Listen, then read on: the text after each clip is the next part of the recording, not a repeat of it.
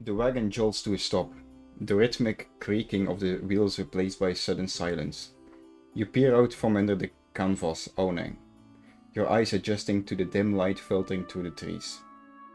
The air is thick with the scent of damp earth and spice coming from some of the crates within the wagon.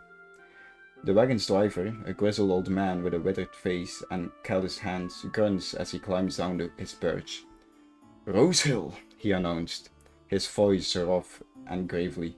"Welcome to the end of the road." You look around in the wagon, some of you just awoken by the wagon driver's call out. Every one of you are met with the presence of your ragtag little group you have gotten to know in your cramped wagon's journey to Rosehill. Introduce your characters. Well, this is time to introduce yourselves. Who wants to go first? Yeah, you guys can go first. I'm still low. Yeah. So I will announce myself as the most noble person here. I am Flavia Al Augustus. I am the third daughter of a noble house, one of the noblest houses in the Sailor Tower and the Drow people. However, I've set out to hopefully bring honor to my family and prevent any ill deeds that look to threaten my family. And how does your character look like? Like, if the others look at you, what do they see at the moment? Golden hair, golden eyes as a trait of my people. Actually, sorry, white hair, and white eyes. As a trait, yeah, of my people. I'm pretty agile. I'm a bit skinny. Able to cover distances quickly. Okay? People would think, wow, wouldn't want to get in a foot race with her. Okay, all right. So I have a blazed eagle on as my family crest on my chest of my armor to show the true might of our Augustus. All right. As you guys see this drow, this dark elf, he looks at you, Sim. What does he see? Well, for the past while that we've been on this long carriage ride, you all have been suffering through the sound of my chiseling through a lump of stone. The smacking and carving away of this one, it was practically a boulder the size, like it would hurt if it fell on top of you. Now it's down into this. It's like halfway done at this point, but it looked like it was going to be a miniature version of a house or something. It was very rudimentary. And the one carving it is this very large Loxodon, this elephantoid figure that takes up more room than is reasonably fair in this small carriage. It has a large kind of basically a beer belly that's covered up in a black blacksmith's apron, which is tattered and covered in dust and dirt from all the times he's been chiseling. Going up to his face, it's just these gray. It's alien to a lot of you because Loxodons are fairly rare in this part of the world.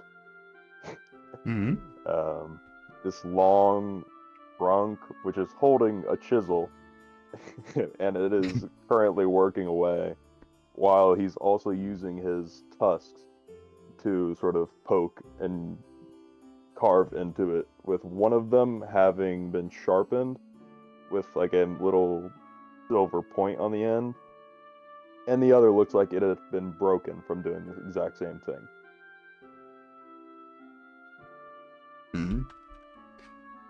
As you're working on your little stone house, you can't help but glance over to your left. Left of you is what seems to be a wizard. What is he looking at?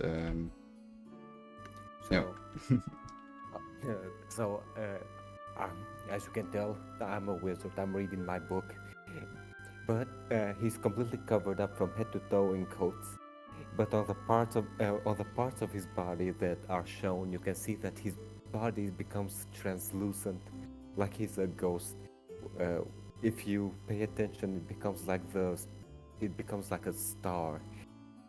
But if you look at his face, he's mildly intrigued by the fucking elephant that is sitting next to him. So he pretends to ignore it, but he's very intrigued by that thing right there. Uh, but he doesn't show what kind of race he is or uh, what type of person he is. He is very reserved. And that's it for right now. Sorry, as well. Right. Can I go again after Swedish as we ignore the first bit because I didn't realize that was what we were doing. My bad. Oh, but yeah, sure. I kind of gave a story rather than what I looked like and stuff. Sorry. It's all good. All is good in D&D. So, as Bamouche looks at Castriot looks to his right and he sees a dwarf sitting next to him. What is he doing? How does he look like? Emric is the sorcerer, and he is a dwarf of medium height compared to others. He has brown hair and beard and clothed in red. Next to him is a pretty big battle axe that he wields. And his hands, though kind of hidden away, are covered in dragon scales. Mm-hmm. I don't know what else to say. As the imaginary camera pans out from Emric the dwarf, it pans back towards Flavia. Jackie? Oh, sorry. Yeah, sorry. So there's a very slender, dark-skinned lady with like white hair. Her clothing is dark, but it is covered in like gold. So it kind of emanates this like wealthiness from it. You know, it's subtle, but it's definitely there. She has her hand resting at all times on her rapier that is to her side, and she is kind of looking like she wishes she wasn't there. She should be riding in a separate carriage by herself, and she's not exactly thrilled to be down here with everybody else. An elephant, a rusty man covered in jackets, a dwarf with something on his skin that she doesn't quite know what it is, but she definitely knows she doesn't want to touch it. And yeah, she's a bit unhappy, but she is there for a reason. All right. As you guys take each other in, the wagon comes to a stop. You step down from the wagon, stretching your legs and taking the scene before you. The once vibrant fields of roses, the namesake of Rosehill, are now a muddy mess. The petals, once a vibrant red, are trampled into the mud, their delicate perfume replaced by the metallic tang of iron. Heavy boot prints, some still wet, mar the once pristine earth. You notice a few of the prints are unusually large, almost as if made by a creature with clawed feet. A chill runs down your spine, and you realize that the air is thick with tension. A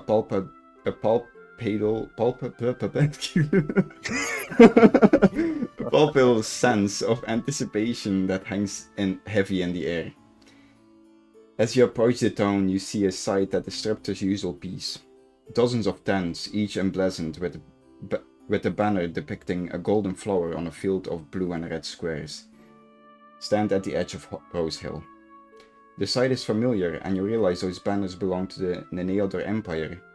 Some of you came here to enlist as mercenaries, to fight for the Empire and earn a quick buck, or a fortune, while some of you are simply here to lend your expertise and try to make a name for yourself.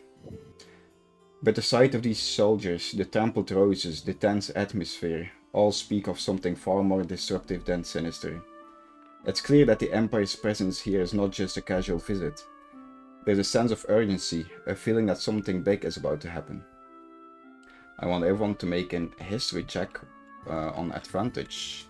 So, how do you do checks? You pick a d20, then you go to your part of your sheet that says history and add that bonus to it. If you have a bonus. With advantage means that you get to roll twice and pick the higher dice.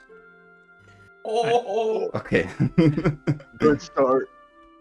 My history is +5, so Mm-hmm.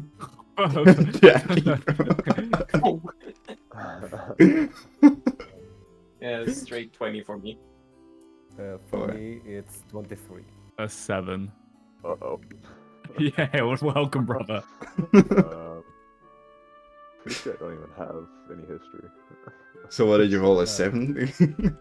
Yeah, I was a 7. Okay, so everyone apart from Flavia and Bamouche recognize the sight of the banners.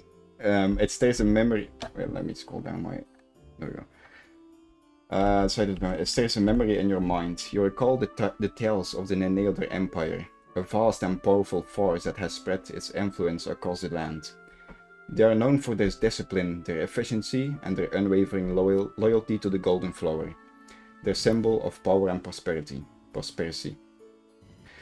The Empire has a reputation for being fair and just, though some whisper of their strictness and the tendency to demand obedience from those they protect. The sight of the banners, the trampled roses, the fear in the eyes of the townsfolk all confirm that the Empire's presence brings a certain level of disruption. You also remember hearing rumors of a growing conflict between the Empire and the Goblin and Orc clans that inhabit the plains. The Empire is known for its swift and decisive actions, and the presence of these soldiers in Rosehill suggests that the conflict may be escalating. You realize that the Empire is likely here to prepare a major clash with the Orcs, a decisive battle that could determine the fate of the region. So, all of you apart from Bamboos and Flavia got to know that, but not that super important. A tall I man. just look at it. Yeah. I just look at it and go, "Ugh, humans, disgusting." Okay. As you guys, Go go ahead. ahead. Okay. As you take all of this in, you see a tall man with long blonde hair that sits behind a desk in front of one of the larger tents. He is clad in shining plated armor, his face etched with lines of weariness. He seems engrossed in his work, scribbling away on a scroll.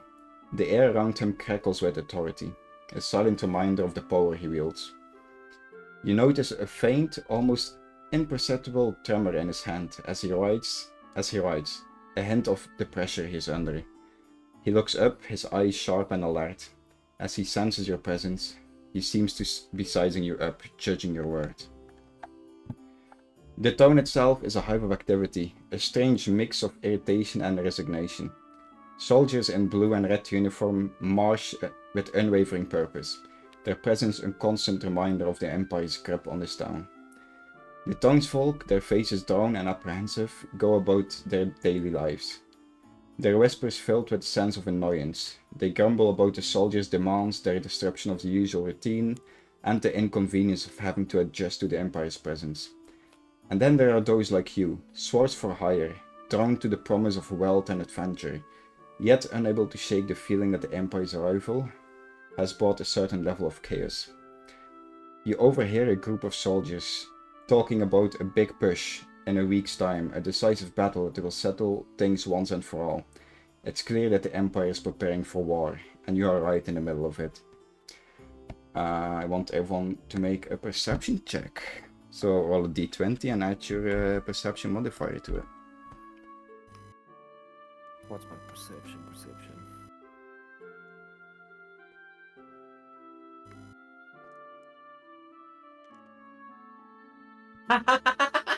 What did you, bro? This guy, he has weighted dice, bro. 17. 8. Alright. So luckily this is a group's perception, so with all those high numbers you will succeed. Okay. As you scan the code, you notice a group of shadowy figures lurking in the periphery. Their faces hidden in the shadows, their eyes darting nervously from side to side. They are thieves, you realize.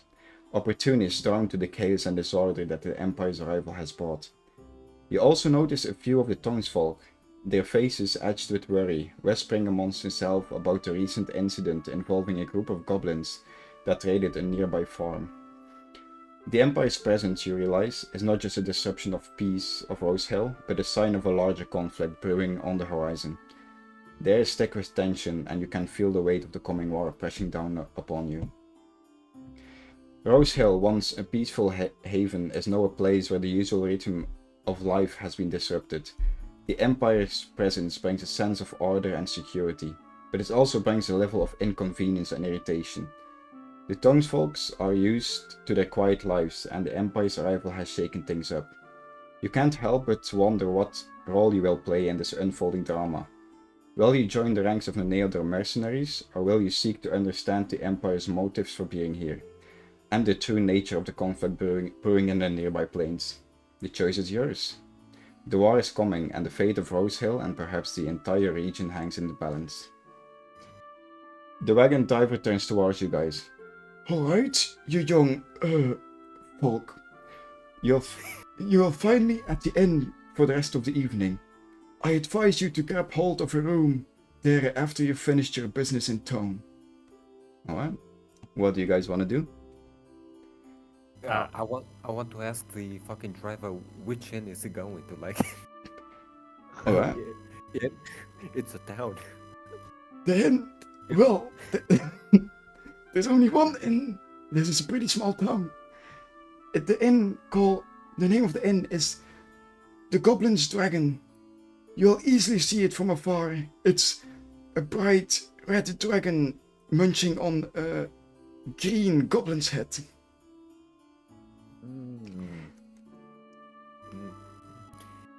Can I ask him where the Noldorian camp is, like where their higher ups are? Of the Neneador Empire? Yeah, sorry, yeah. So like, where is it? Their camp's just like outside of town, or? Yeah, the camp is just on the outside of the town, like on the fields, those fields, yeah. Mm-hmm. And is it like in walkable distance, or is it like? Yeah, it's pretty much like almost leaning against the houses. Some of the tents, it's pretty close to each other. Okay. Yeah. I look around the people to see how they're perceiving us, or if they even noticed us, because well, we do have an elephant with us. Well, I'm just still carving with my trunk over there, just standing there with the chisel, still going at it, not really caring what's going on around me. as you look around, you see mostly the soldiers glancing you up and down from time to time, as soldiers do, to check if you're a threat or not. The civilians themselves, some of them, maybe the younger, the kids, look at you guys and scream or laugh or look bewildered, like, what the hell are these things, basically. But the older generation doesn't really like look at you guys too much, because as you can see, there are a lot of other adventure groups and swords for hire from all kinds of races currently in the town, trying to seek payment for being mercenaries for the Neneador Empire. I think finally I just ask the cart driver. I'll talk to him quickly. I'll tell him. I'll ask him, do the inns fill up quickly? Do I have time to quickly visit the Noldorian camp quickly? And then I branish like a seal of from the Dark Elf Tower signed by Syrah, the Dark Elf Emissary. Yeah, my notes. Yeah, you like that? Yeah. And I've been tasked. To give it to one of the Nodorians higher ups. I don't know what's in it, but that's what I've been tasked to come here for. Mm-hmm. Well, oh my, that seems expensive. I don't know what kind of symbol that is, but if you want to see the encampment, you can. If you want to, I can ask the innkeeper to keep a room or two for you guys free. So you have all the time of the evening. Yeah, I must make due haste to deliver this letter to my target, so that would be perfect. All right. And I maybe flip him an extra gold as a tip. Oh, thank you, so kind, so kind. Well, I'll be going to the inn now. See you guys in the evening. And he walks off towards town. Well, after he secures his wagon and horse, so it's not just randomly just sitting in the open there. So I turn to the group and ask, what do you guys want to do? Like, why are you just standing there, not doing anything? Basically. So Bamu's just gonna look at you and finally stop carving. He's gonna say, I need to go to the market. I have to get some more stone. I may have messed this one up. And you can see that there's a large crack going straight down the middle. It's now ruined piece. I turn to the dwarf and ask him, what about you, short stuff? What are you doing? Well, I don't know. The plan seems to be following the elf, but hence. Lavia looks over and just like rolls her eyes at this dwarf who is seemingly attached himself to me. Well, Alright. I'm gonna go with the elephant because I also have to go to the market. I need to get paper. So, are you to come in with us or not? The group is already splitting up. Of all things that could go wrong, no. Good start. Depends. The plans, let's see. Okay. So, Flavia interrupts quickly and says, I must hand this letter to the commander-in-chief at the camp. For it is the reason I have arrived here, and this news could spell disaster for its notes are very, very important, and just starts walking off towards the camp. No regard for anyone else. Well, do you guys follow or? well, it seems like getting going with her seems more important than getting paper and rock. So Yeah. let's go with her. So we start trailing her just creepily from behind. I'm not following them. I'm running up. I'm gonna keep a little bit of a gate, like a little bit of distance, and kind of sniff around for anything that, like, you said there were some weird tracks. I'm gonna, like, use my big old trunk to kind of sniff around for what that might have been. Alright, make a nature check. So roll a d20 plus your. I am at advantage because I'm a Loxodon and I'm based. Nature 9. Oh god. That will be an 18. Alright, with your pretty nature check, you are able to realize that the big clawed imprint is a claw of a griffin. Some of you may recall that the Neneador Empire does have griffin riders in their military.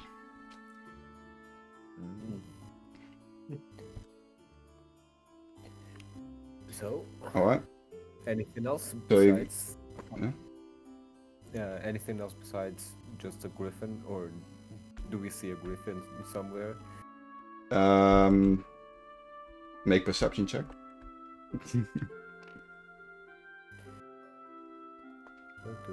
Roll 13. 13. With the 13, you do not really know where or how big the griffin is, but you do hear griffin noises, whatever those noises are, somewhere in the camp. So it is, you're pretty certain to say that the griffin is from a rider from the Empire. Right. So let's go to the commander, I guess. Yes. Okay. As you approach the imposing imperial tents, a figure emerges from the largest one. A tall and slender, he is draped in robes of deep rich purple, the color of twilight. His face is framed by a nearly trimmed beard, and his eyes hold a kind, almost gentle light. He smiles warmly as he passes you, his voice carrying a hint of warmth and sincerity. Oh, greetings, travelers. I'm Lucius, the town priest. Welcome to Rosehill. You're most welcome to join us for the ceremony later today at the church. It will be time of reflection and renewal. He pauses, his smile deepening. May the sword heed your spirits, he says, his voice dropping to a soft murmur. I want everyone to make a religion check. Just a straight religion check. A D20, right? Yeah, D20. Natural 20. Oh my God. Nice.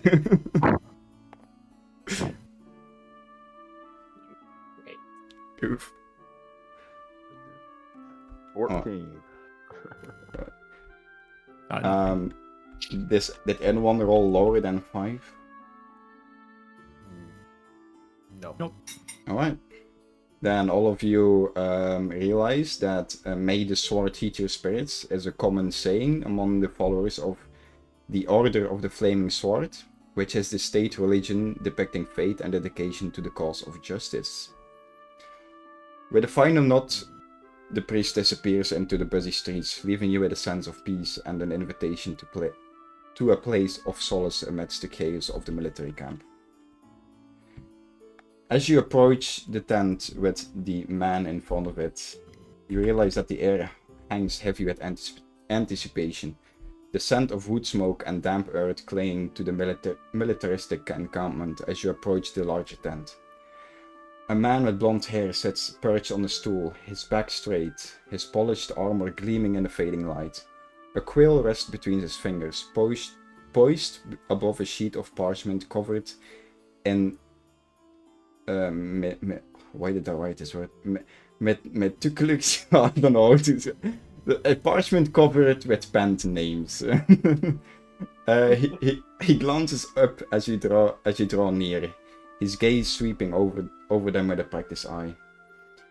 The man rises to his feet, his movements smooth and practiced. He extends a hand, his firm grip. He extends a hand. Is everyone gonna give him a handshake? Yeah, I will. Alright. His grip firm and strong. And he answers, "Greetings, travelers. I am London, a captain in the Imperial Legion. I've been observing your approach, and I believe you might be the kind of individuals I need." His voice is deep and resonant, carrying a hint of authority. He gestures towards a parchment in his hand. "As you can see, I am in need of skilled swords for hire. The orcs and goblins are gathering and the battle is brewing. The Emperor's forces, yet strong, are stretched thin, and we need every capable warrior we can find." His gaze lingers on each of you, seeking a response, a flicker of interest in his eyes.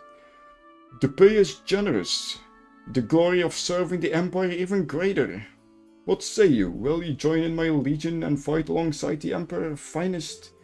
He leans back, his posture is relaxed yet commanding. He awaits your response. And looks at you, some of you with higher perception. Oh, what the fuck?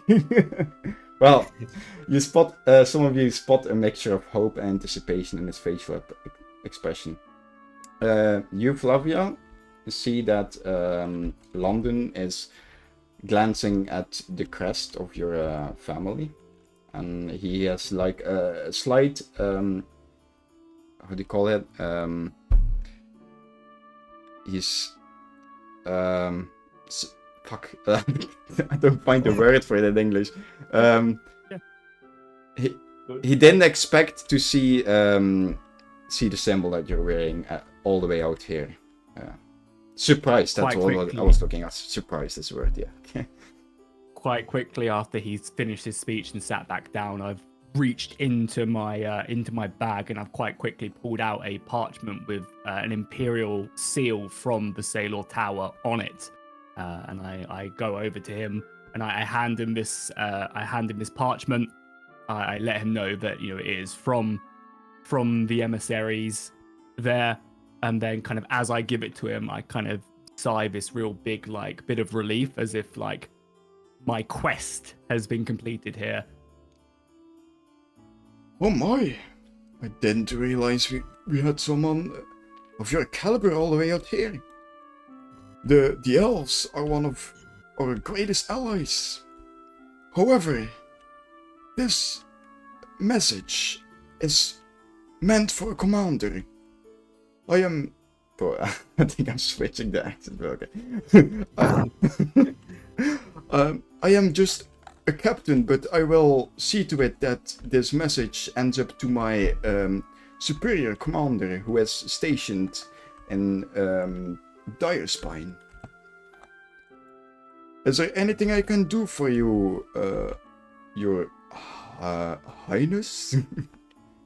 Yeah, he does know a lot about Highness. I'm yeah.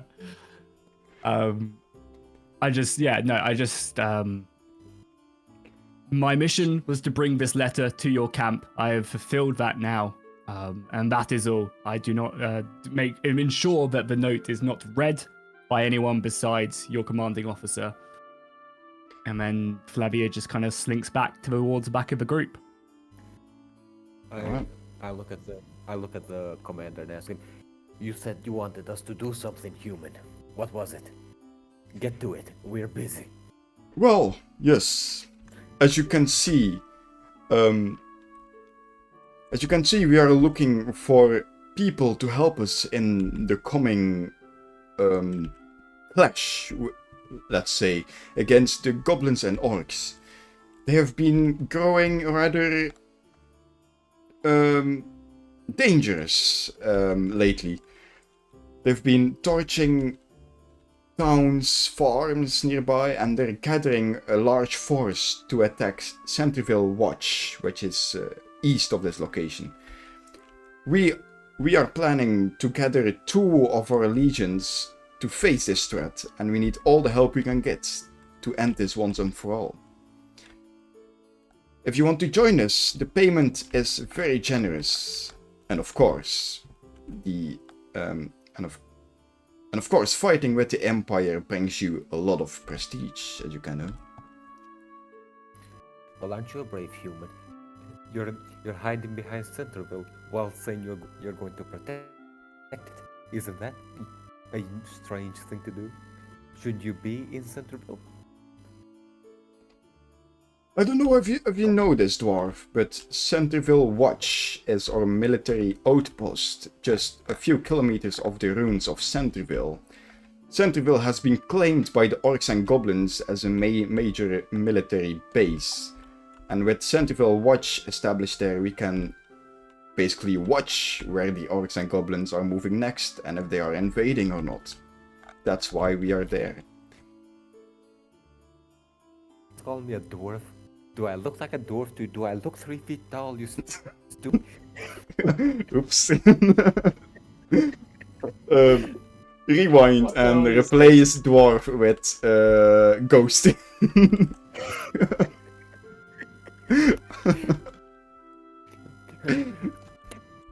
understand that we all look the same to you humans, but we are not. Get it right. I don't look like you. You don't my look like apologies. So, anyway, what was the reward? How much should we be expecting from doing your job while you hide behind the things and say you protect them? So we get the reward, you get the credit, as usual. Well, let's be clear first and for all. We will, I will fight alongside you, men. We just need more in order to have a decisive battle. The payments will be generous, as I said. I didn't prepare this. The payment will be generous. You can... Me as a DM, no. You can you can expect at least 50 gold pieces for joining in battle, and 5 more for each important orc or goblin individual you bring to your sword. Lavia just like laughs to herself, like such little money. Is it 50 per person? Per person, yes. 50 GP per person. Oh, A okay. decent amount. What did you say? A decent amount. Speak What's up, dwarf. Speak up, dwarf. We can't hear you. Amount. mount? What? Decent amount. You said decent amount. Oh, decent amount. Sorry, I'm not going to hear you. Okay, yeah.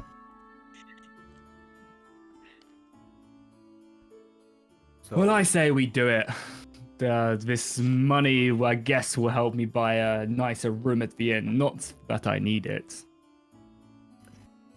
well, However, this trip has been costly, and my coin perch, as vast as it is starting to wear a little thin due to all them late night excursions to the pleasure houses.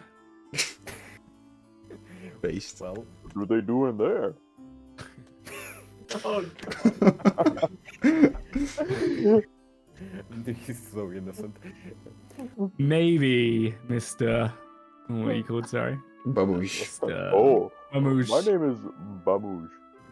Maybe one day I'll take you if you provide me with a right fee. Oh, okay. I might do that. I don't know I what they love do your in there. jacket, bro. He's only gonna get better. Trust. Oh, yeah. I can't wait to make him jump off a cliff or something, you know? It's gonna be great. Alright. Yes. Who all wants to join up as mercenaries? Well, it's better than staying here doing nothing, so let's go. Yes. I will join. At Alright. least we don't have to endure the stink of humans. Okay. You're gonna get Lon- by things. London looks pleased seeing that basically all of you wants to join as mercenaries. A show of good faith, I will give each of you 5 GP, 5 gold. Before, like, so basically you get 50 total, but he's gonna give 5 already now, right? As show of goodwill, and you see him writing down your names on the paper. Flavia just interrupts and just says, "Keep your pocket change. I'll get paid in full when the job is done." And I'll leaves. take it. The dark elf always speaks for herself. Yes. London looks at your group with a glint of amusement in his eyes. Okay. Then I'll give you guys, you gold, and I'll give you 10 gold. Looking at Bambuish, because you said you wanted to have the gold. So everyone add 5 gold. Bambuish add 10 gold to your inventory. Let's go. I wouldn't add anything, right? No, Said you This is declined. my 5 gold. Or brokey. No, if you will excuse me, I have a lot to attend to. If there's nothing else, I would like to go back to work with all the paper. And he glances over, or you glance over to his left, and you see like a heap of thousands of papers filled with names, provisions, military statue of everything, basically. The captain is clearly a very busy man at the moment.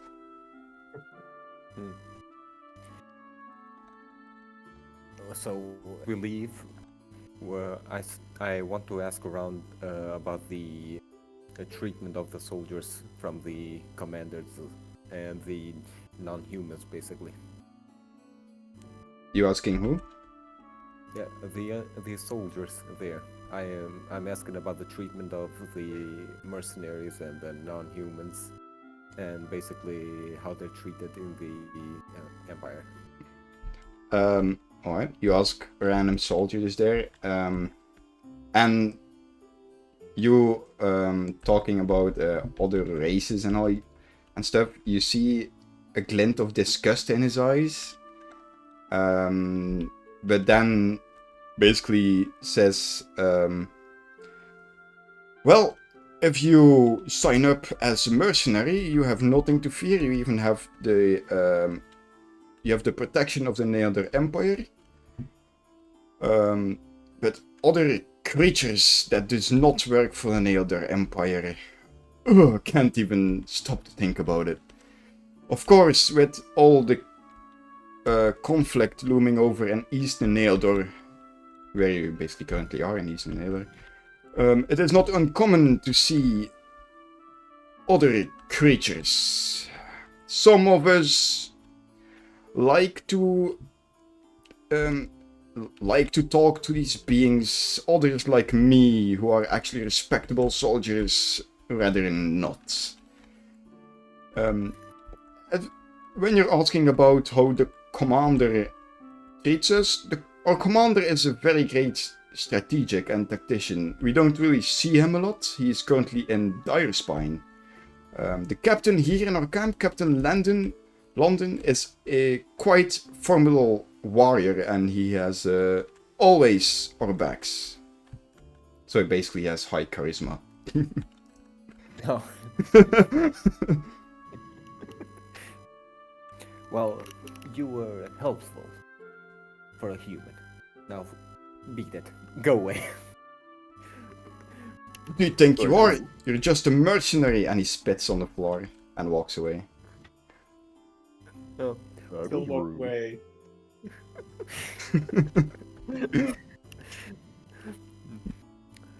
So I turned to the group and asked, so what do we do now? Should we start heading to do what we were hired to do? Or should we stay here with these careless apes?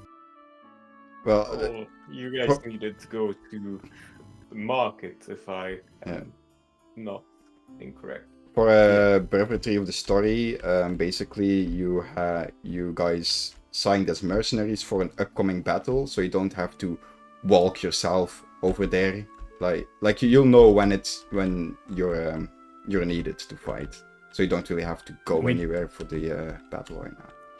And we're not like staying at the camp, right? We just have to turn up on the battle, so we're still have to stay at the inn and stuff, right? Yeah, just like swords for hire, yeah. Yeah, well, yeah, Flavio just turns and says, well, my business here is done. I just need to make my coin. So I will follow whatever you guys need to do before we head back to the inn. Well, I'm going to the market. You come in, elephant? I will go with you, yes. Okay, let's go to the market. And you, dwarf, what are you doing? I will follow, see if I can find something of interest. So, let's go to the market, I guess. Alright. As you approach the town and enter the busy streets, you realize there isn't much of a market, but rather just a wide street with all kinds of shops next to each other, which you could consider be a market. Here and there you see soldiers in blue and red marching along, just proudly presenting themselves. You see some citizens here and there. One of them in particular, quite loud, is yelling / discussing against some Neneador troops. He's quite upset. And you see a lot of shops. Yeah, what do you want to do? Okay, I want to know why the guy's upset, so I go and ask him what's going on. Alright. You enter, or you come close to the guy. You realize the air hangs heavy with the scent of roses, a stark contrast of the tense atmosphere that pervades Rosehill. You find yourself amidst the ruins of a rose garden next to a sign Oscan's Roses written on it. Oscan, a man whose withered hands speaks for years spent nurturing his beloved roses, stands amidst the wreckage, his face portraying a mixture of anger and despair. His once pristine garden, a testament to his dedication and skill, is now a twisted mess of broken stems and crushed petals. "Look at what have you done!" he cries, his voice choked with emotion. "My roses! My livelihood! Ruined all for nothing!" He points accusingly towards a group of Imperial soldiers, their armor gleaming in the fading light. They stand near a pile of supplies, their eyes avoiding Oscan's gaze. "They trampled my roses, stomped on them, like they were nothing," he shouts, his voice rising in anger. "They've ruined my harvest. I'll have no income this year. I'll be forced to sell my farm, and they don't even care." The soldiers remain silent, their faces impassive. One of them, a gruff sergeant with a scarred face, steps forward. "We had no choice, he says, his voice flat and emotionless. "We needed to get through. It was a matter of military necessity." Military necessity, Oscar scoffs. "My roses are my life, my livelihood, and they are dead thanks to you. You owe me compensation. You owe me for my lost harvest." The sergeant shakes his head. "We are soldiers, not merchants. We have no gold to give you." Oscar's face contorts with fury. "You'll pay for this. I swear you'll pay for what you've done." He turns back on the soldiers, his shoulders, a lot of his shoulders slumping with despair. You watch the scene unfold and the injustice of it all. So I go to the sergeant and ask him, for a military man, you're not very disciplined. How can you not see a merchant selling his wares and still marching through it? Was it too far to walk around it? Like I said, it was military necessity. I am not one to English is hard, but to question my orders. We had to go through here, so we went through here. You had to go through a merchant's wares. I thought the duty of a military man was to protect and serve, not to march through the wares of a merchant, and flowers at that. You're a very brave man. We can protect and serve while we walk over flowers. The flowers are just an unfortunate happening. We need a place for our supplies, which are more important than these petty flowers. I see. Well, me and my friends here just came from your commander, from the location where your commander was located. And we were also expected back there. I think I shall give him a word about your duties of stepping on flowers. The commander? That would be... I thought commander was still at Direspire. Oh god, is our commander here? Well, he'll be. And you'll see. Yeah, maybe then Flavia follows in on what Kazarot says, and she just goes, so maybe some coin will help us keep our mouth shut. A wonderful idea. What do you say, Sergeant? You think a bit of coin of you creatures will do it? Get out of here. Well, you see, my big friend, the elephant here, he's Whoa. Okay, throwing him in for the best bro. he comes from a very dangerous group of people. Smash a boulder or something. Do something. Okay. I'm just gonna. The boulder that I was still just holding this entire time, I'll just look at it, kind of freeze up for a second, and throw it at the ground. Apprehensively, like I didn't want to do that. Now you don't want that to happen to your skull now, do you? The soldiers around the sergeant jump in surprise, and if you look closely, one of them is actually pissing himself while he's standing there. You see his urine leaking down his fucking pants. The sergeant itself doesn't look all too surprised. Oh, I need to this clean This creature's I wouldn't have expected less, and he starts marching off, leaving his supplies in the Rosen farm. The other soldiers quickly disperse, some of them probably going to the toilet to clean his pants. Oscar is still standing there in the garden. Can we inspect the supplies? Like, what's there? You can What they left behind? make a perception check. All of us? Depending if you want to look into the supplies as well. Yeah, sure. Yeah. You can give her advantage if you are helping. I got 17. Alright. One sec. Can you also give me a kind of style? Would that be a sleight of hand check while you're doing it? Okay, my sleight of hand is, let's see, roll 20 and, well, what is a sleight of hand kind of, Dex. dexterity? Yeah. Okay, plus 2 dexterity, that's 16.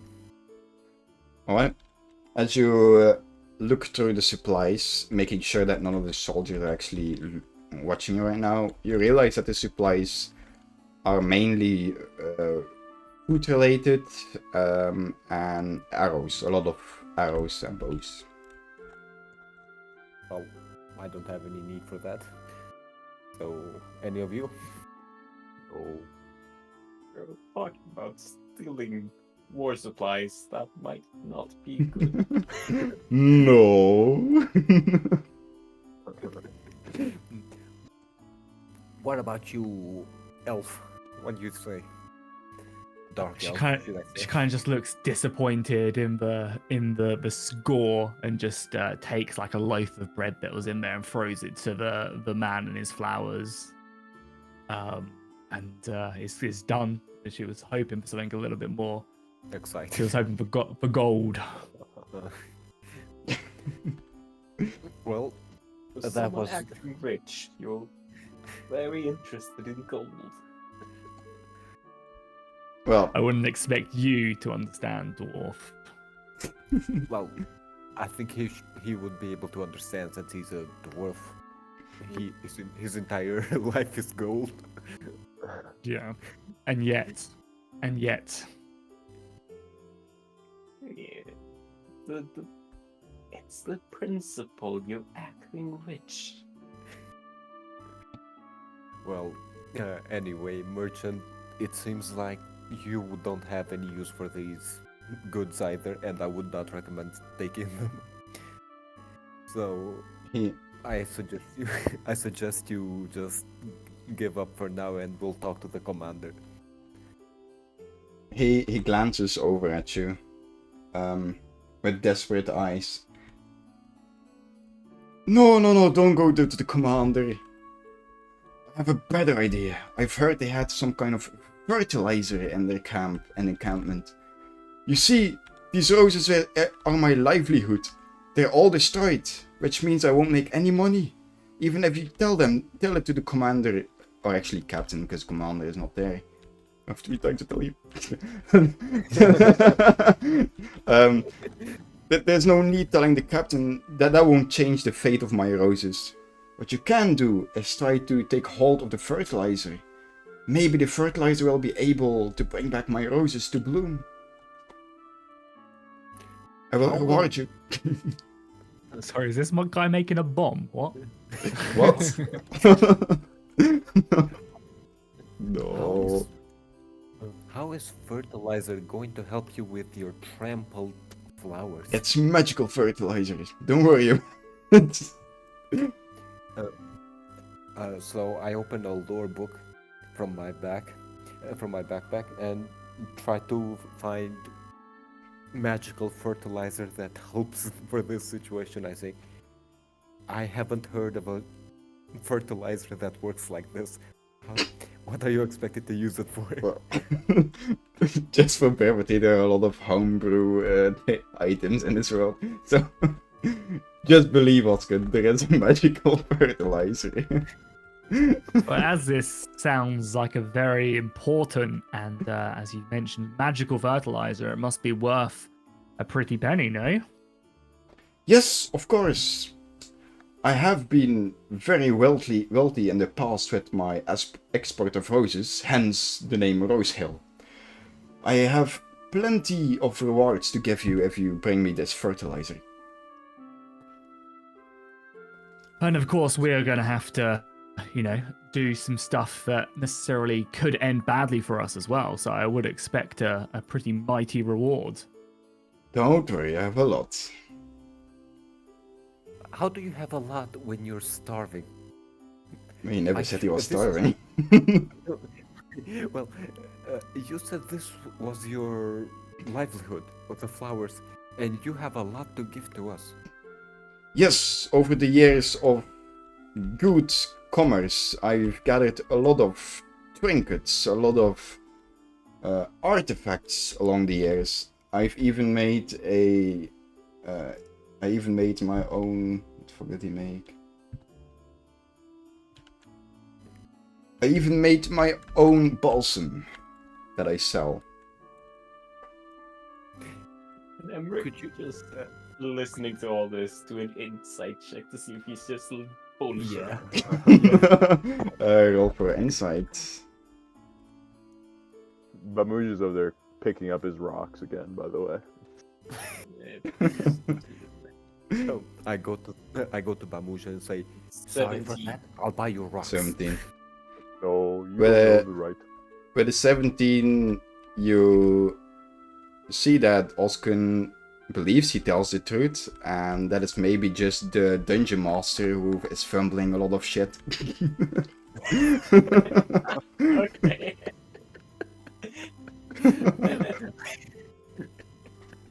I'm gonna whisper this. They might be telling the truth.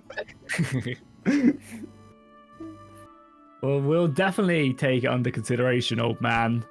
But for now, I think we must beg our leave.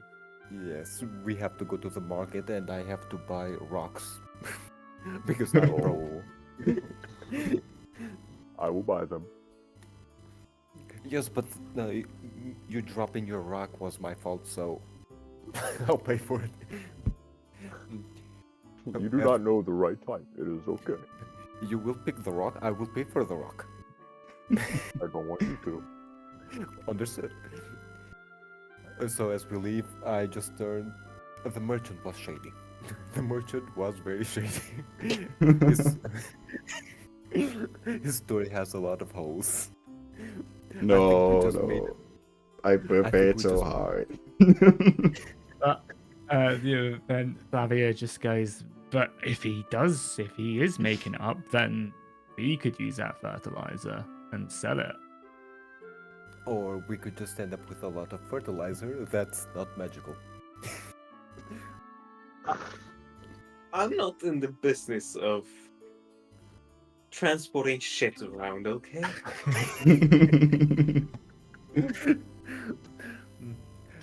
Flavia, when he says that, Flavia just looks at the elephant and then looks back to the dwarf talking. Probably she doesn't notice.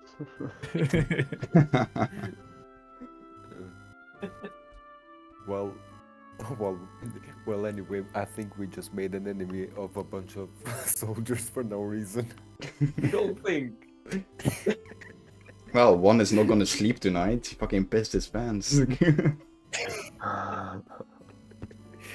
Or we just started a legend about the elephant. Well, let's go to the market for now, and we'll figure out the things later. Alright. Yeah. Can Emmerich just grab a random person and ask where the best shops around there are? Sure, you grab hold of a civilian passing by, and he tells you there's basically just one main road, and that's where all these shops are on. There are not a lot of variety of certain shops, but all the shops are there that you need. Well, we go to the main road, I guess, which is located where? To the left or right? You're basically already on the main road. Okay. Can we Very spot any intriguing. store signs or anything? What do you say, Swedish? Can we spot any store signs or something that seem interesting? Yes. So you will see signs for an armory. You see a sign for a butchery. For a place where they make bread, because I forgot the name. How what do you call a bread make place? You see a did I say brewery, like potions shop, and a clothing shop. Flavia heads to the potion shop. Emmerich Obviously will not. follow. Always following behind. Legolas and Gimli. Love it. Okay, as you enter the potion shop, you hear little bells that pushed against the door made it clear that you enter the shop. The shop is very dark and grim, actually. Not really grim, because there are plenty of lights coming from certain potions. You see yellow, pink, red, blue, green, also all kinds of lights just shining everywhere in the grim room. Behind the desk sits a pretty young lad, actually. He seems to be fumbling with some flasks, and he's pouring a black liquid in one of the flasks and adding white dust to it. He shakes it. He looks up because the door just opened. Because he looked up, he lets the flask fall on the table, and it explodes with like a black poof in his face. Oh, what the frick? Oh no, boss is gonna be angry, he says. I should hope so. You're useless. No, that's also what boss told me. So, What can I help you with? Poisons. My young boy, my good sir. Poisons. Potions? I'm not meant to touch that from boss. But yes, we do sell potions. What kind of potions do you want? Poison, I said, boy, not potion. Oh! Potion? We don't sell that here. But hey, maybe I can make something up for you, but I don't really have that much handling skills with flasks. Ugh. Paper? paper? Yeah, I definitely have paper. Then I just looked to Black Wolf. Sorry, Caster up, and just beg him forward. I need every day. I need 10 pieces of paper of parchment. Can you handle it? You want paper for 10 days? No, I need parchment paper every day. 10 pieces each every day until I'm here. You know, parchment paper. I know you're slow. You're a human, but parchment paper. Do you have it? I need it. Give it. Oh, you're talking about paper. Yes, paper. Yes, I do have paper. And he opens a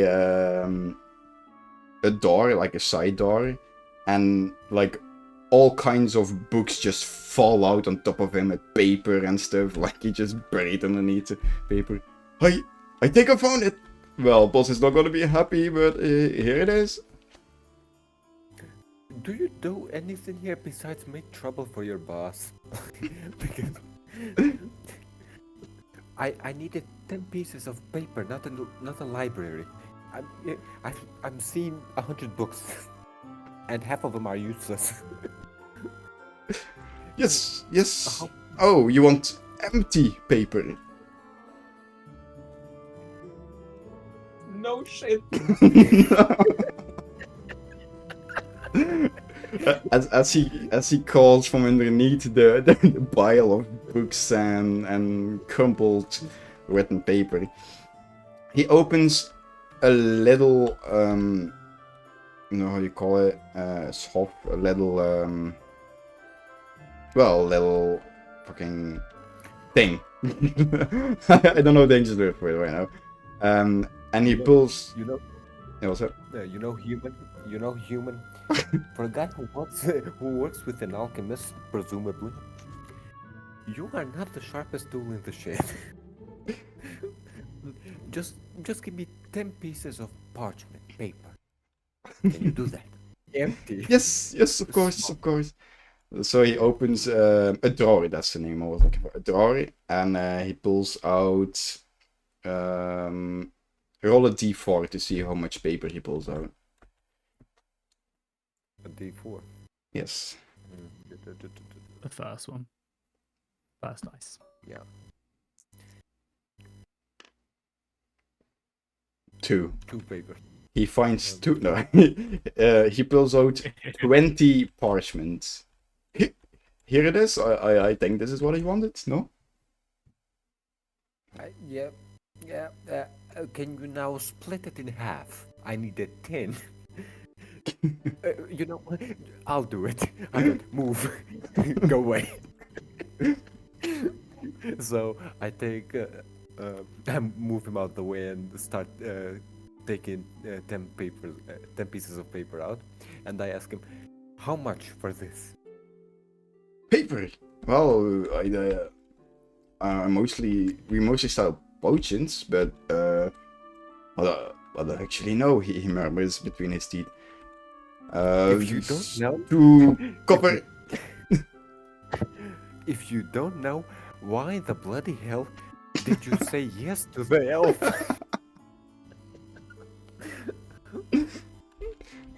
Oh no, I do know.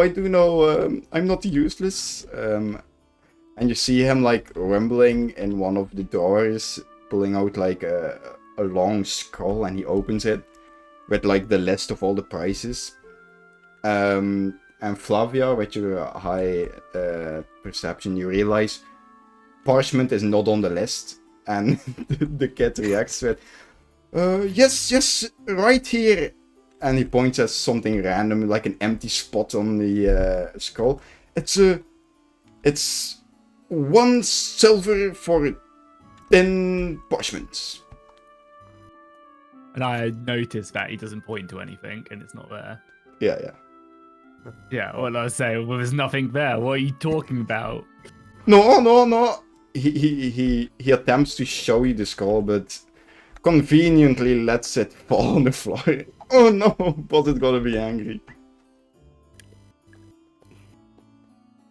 Take a single gold coin, and yes, and we shall take our leave. What do you say? What do you say, guys? Should we slowly take our leave?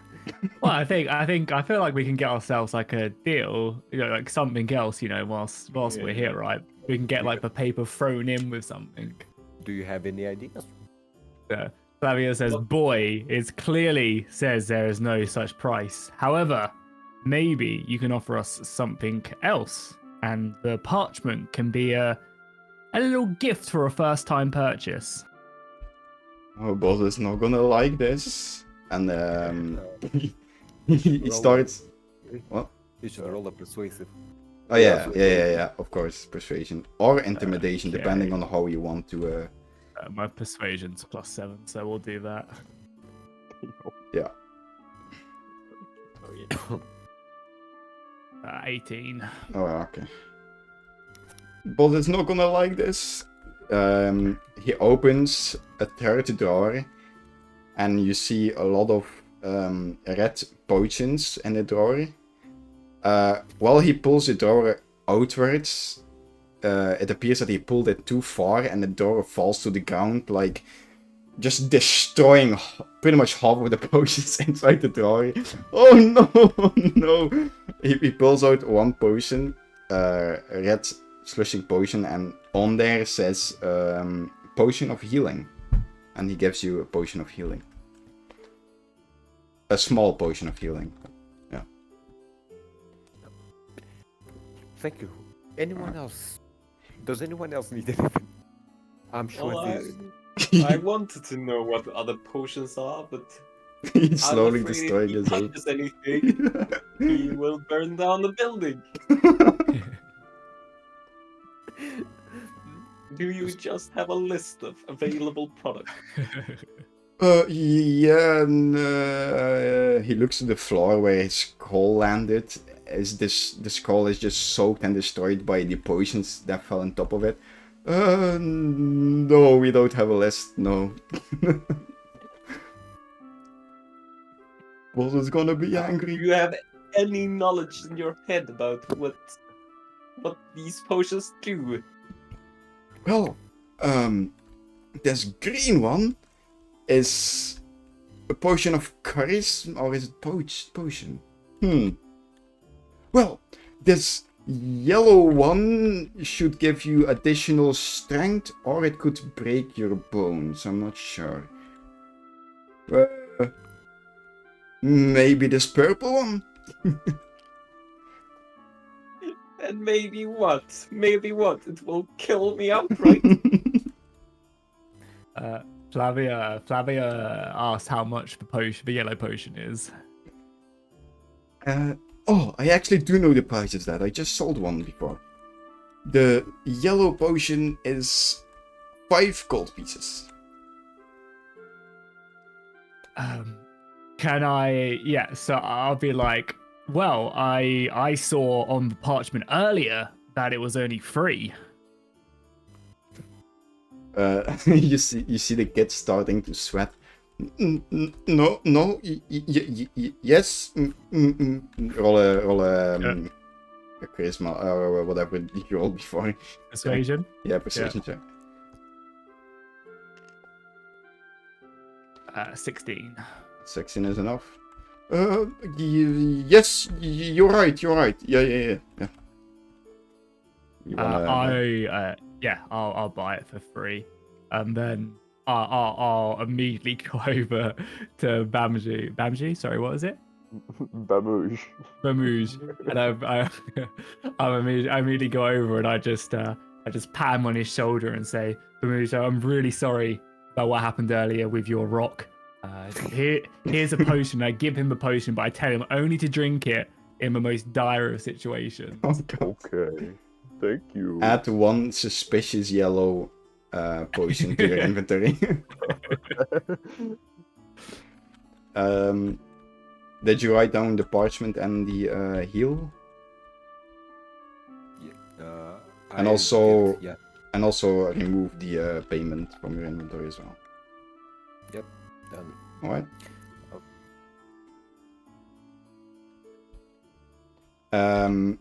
Well, as you conclude that transaction, you see the cat looking around with a distraught face. Oh no, I have to clean this all up for the boss returns. And he starts cleaning his floor and everything he destroyed. Whilst he's doing that, like, is anything just mildly easy to take? Yes. Someone said can barely hear anyone besides. I'm gonna put you guys up a bit. Uh-oh. No, it should be better. Yes, so as you look around, the shop is pretty cramped with like potions everywhere. Basically, if you move too much, and if you're big like Bamouche, there's a high chance you knock something over and like turn it into a domino effect, destroying a whole row of potions. So yes, it is pretty easy to steal some. So if you wanna grab something, you have to roll for it. I'm just gonna step outside so I don't knock anything over. Backs away slowly. Make a dexterity check as you try to back away out of the Okay. door. Normally this would be easy for a monk, you know, but that's a dumb stat with this build.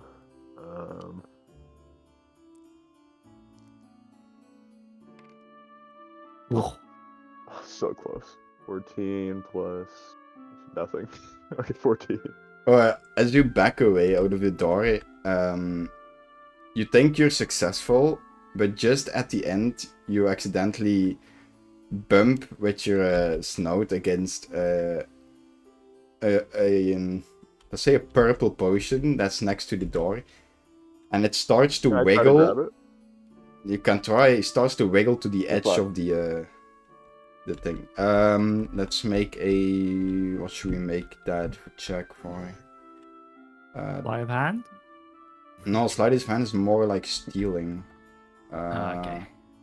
Well, maybe one of these papers about the checks. Perception or bad. something, so he notices it in time. Handling. Athletics.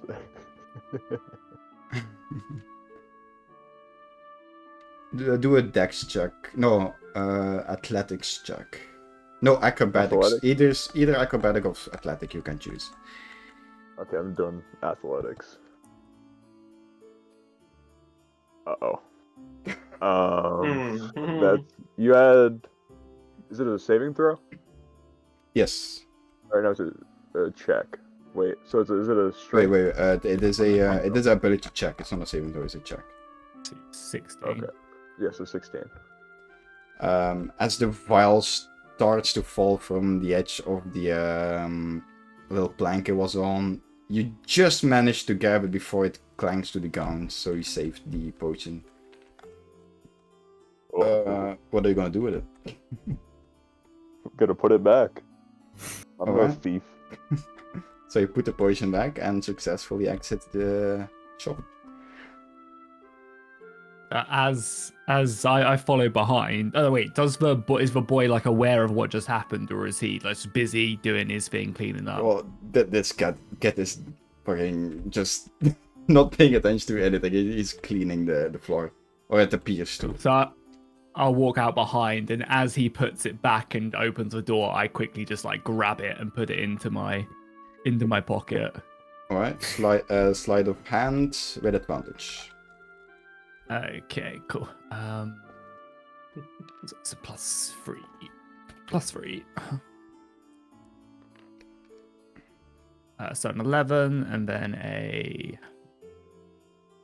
8, so an 11. 11. Above average. Well, you're lucky that the cat is dumb as fuck. You managed to steal it. You think you did it without being seen. Was it the same vial you stole, or just a random one you grabbed? Yeah, same. Like literally, as Bamouche puts it So the down and purple like one. opens the door, Okay. I just behind him just grab it and put it in. Add mysterious purple potion to your inventory. Do I notice it happening with my 16 passive perception? Oh yeah, you definitely saw that I've got happening. You definitely saw I've got that. I've got +7 stealth. To be fair, It's a perception beats it, so you definitely saw it. He should probably roll for it, perception. He should roll perception. No. She should roll.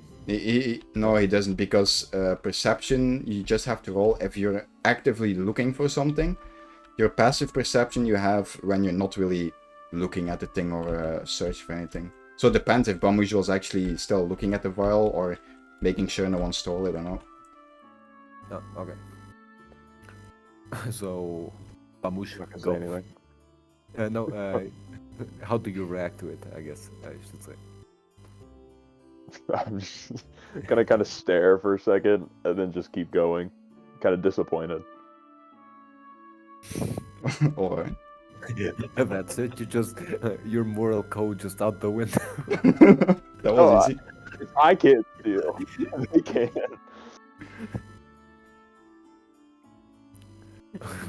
I mean, Okay. call me out. Call me out. If that's what he would do. Call me out. Yeah, no, that'd be funnier. Hey, that is not yours. What are you doing? It's like Bamush, loud. Yeah. Sorry, go. The cat comes from behind his little table and looks up. What's going on? Everything all right with you guys? Put that back. This nearly fell down. It may have almost fallen down again, but you need to put it down. That is not yours. Oh no, please, It fell- please don't steal. Boss is not gonna be happy. Steal? Who said anything about steal? I caught this vial as this clumsy elephant knocked it down. Thank you very much, boy. Make Now I will. roll deception. Okay. Yeah. 20. Oh, okay. Oh, my apologies, madam. My apologies. No. I don't want to be. I'm a buying customer. I bought that vial of that potion, and I don't like being treated like that. So what are you gonna do about it? Accused of stealing. I'm sorry. I can't do anything more than saying sorry. I feel like this potion should be my compensation No, boss is not for gonna be happy. rescuing it. For rescuing it. No, boss is not gonna be happy. Roll a persuasion check. Okay. So, are you guys the morally good ones? Are you just gonna let her threaten him? 23. I was just about to chime in after this. See how this goes. All right, I won't stop you. You do not need to give it to her. She does not need it. A good deed does not need payment. One should do things out of their own will. You should put it back. I think our reputation could be damaged if we're seen. I put it back unwillingly. Like, I'm not happy about it. Thank you. Thank you, kind elephant. He's already leaving. Oh. It's just like- Then hear it. Alright. Do you all exit the shop? Alright. Yes. Yeah. Does anyone Well- else try and steal the pink potion as we go out? As you exit the shop, you hear in the distance another rack of potion falling down and the cat screaming, "Oh no, boss is not gonna be happy." Honestly, honestly, you guys are wondering how this kid has managed to not wreck this place before you guys arrived. Well, I don't have anything else to do, so I think I'm gonna go to towards the inn. Do you do you people have anything else to do? We need to get the elephant his rock now. Yes. Did you get him a rock? Didn't you get him a rock? I got him a That's a good idea. potion, a mysterious yellow potion. Fine. I'll pick one up next time we travel. Let's go. We're already here. Let's go get a rock. Okay. Where do you think someone Well, sells rocks? I Yeah, imagine. I was going to say, as you look around, you realize there are no rock shops.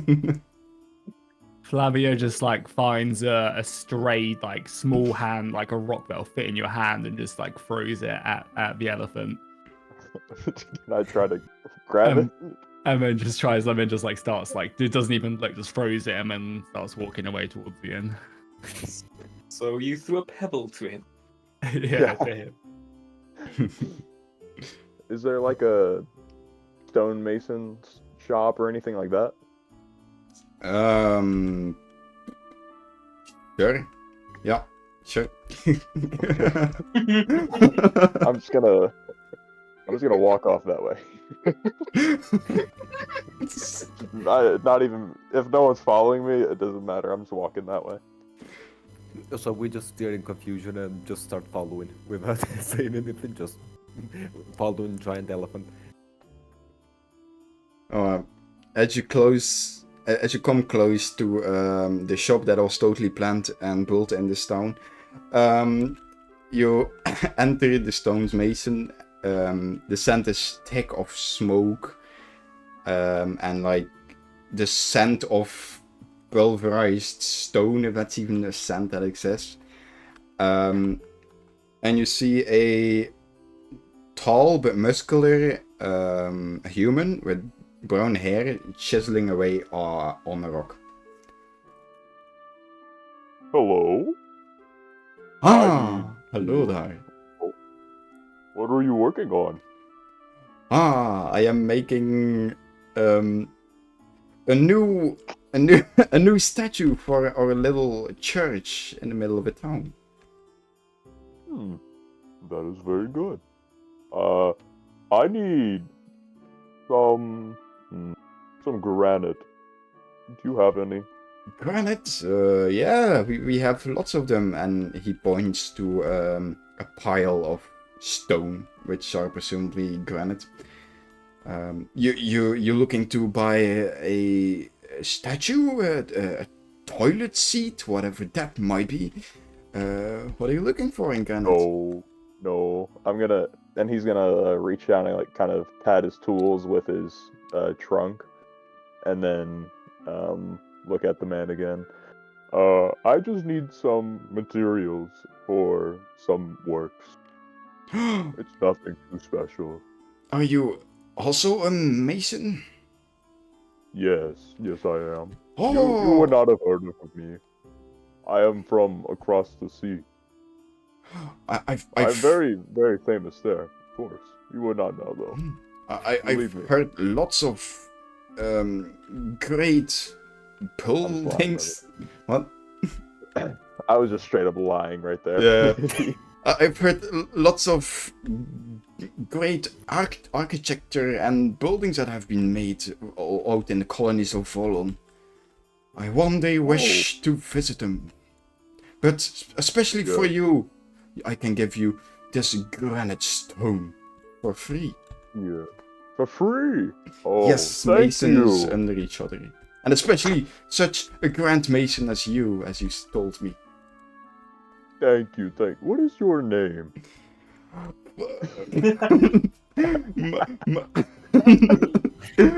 My name is Brunswick. That's my last name. And my first name is Erik. No, not Erik. It's I look around. I want to do a perception. Ben Brunswick. Yes, that's my name. Really? Yeah, well, who's looking at it? I wanted to actually help you out and just pick a random name. Just No, but you already yeah, you realize said- on all his arts is engraved BB for Ben's Brunswick. As planned all along. Oh, thank you. I will make good use of this. Bam. Said it completely wrong. Thank you. And then he takes it and then just starts walking out. No worries. I hope you'll make great things out of this. Already gone. uh, I Just not pay. Yeah, he said it was free. No, it was free. It was free. I just look at the stonemason and just tell him, "You're not a very good merchant, are you?" And just walk out.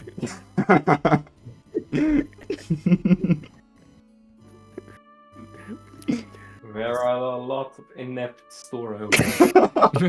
Yeah. This God. Eledhon is a world of inept people. I'm surprised this empire has survived. As Anyway, you let's go. as you leave the go shop, Ben Brunswick, as we all know, turns around and starts shoveling further on his little statue. So we can go now to the to the inn, right? Yes. Or do you- I mean, you Yes. can. Yeah. So let's go there now. Okay. Alright. As you approach the inn, which is also on the main road, you easily spot it from a long distance. You see the logo like hanging out the front. The logo is simple, but has a striking design. It's a stylized dragon, its wings spread wide with a goblin's head in its jaw. The dragon is depicted in a fiery red, while the goblin head is a sickly green. The logo is a powerful symbol of the inn's strength and its ability to overcome any challenge, just like the dragon conquering the goblin. It's a reminder that the dragon's goblin is a place where travelers can find refuge and safety, no matter what dangers they may face on the road. Do you guys enter the inn? Yeah. Alright. Yeah. I'm gonna duck and enter. I No rocks allowed. Sorry. Oh. I look around. Uh-oh. I look around to see what's inside the inn. Uh, Go ahead. Yeah, 1 second. I'm changing the sound. The song. For extra immersion. Also, sorry, just ask: do we know that Black Wolf is like a ghost, or do we just see like these big cloaks and we just don't know? No, I'm still wearing the cloaks and still haven't taken them because Okay.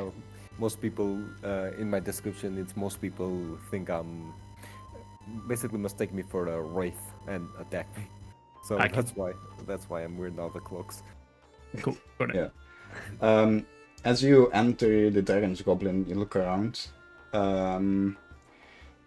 Well, first of all, from the outside, the exterior, the inn boasts a charming facade with wooden beams and thatched roof, adorned with striking Dragon's Goblin's logo.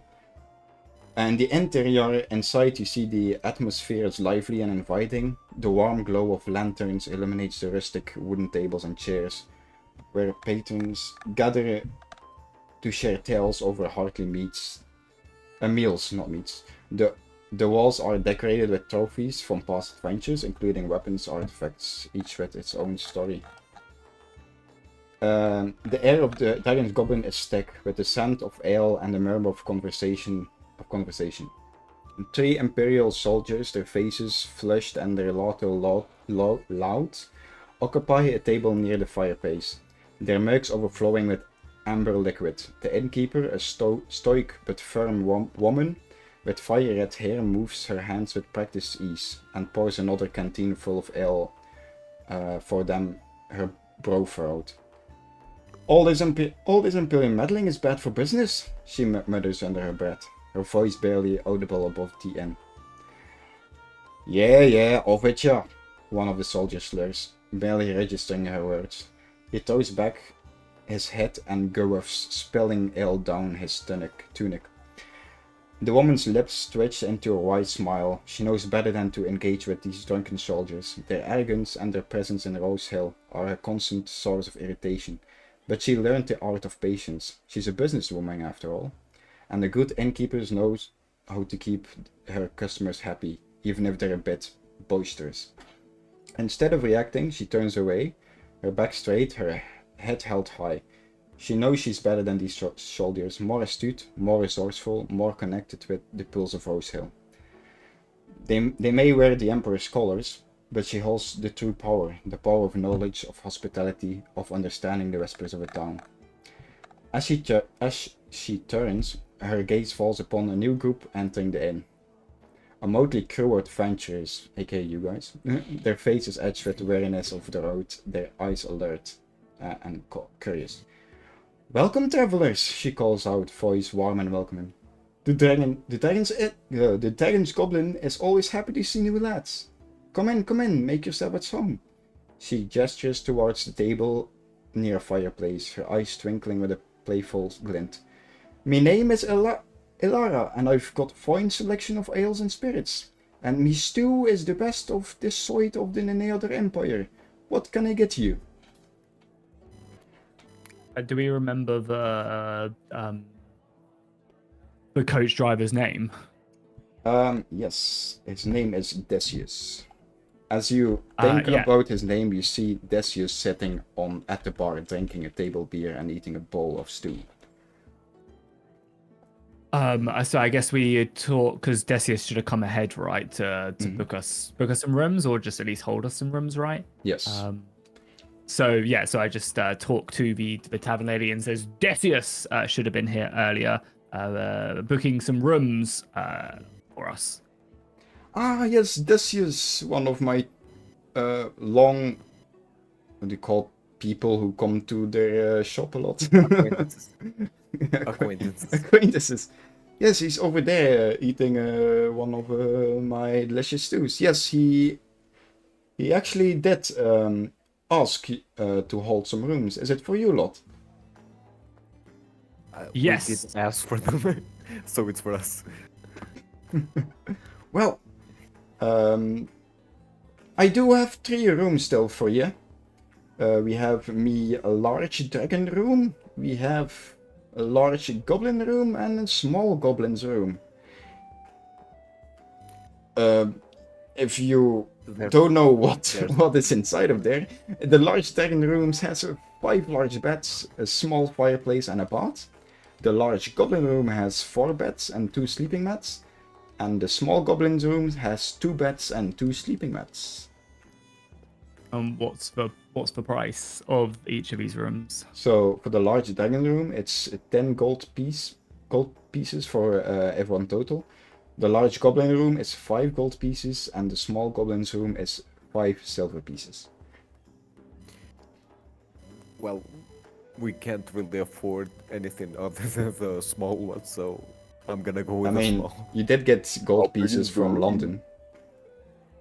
Yeah, but I don't want you can choose, of course. Yeah. I remember this D&D, you can still try to hackle. What did you say? I don't think I can fit in a goblin's bed. I need big bed.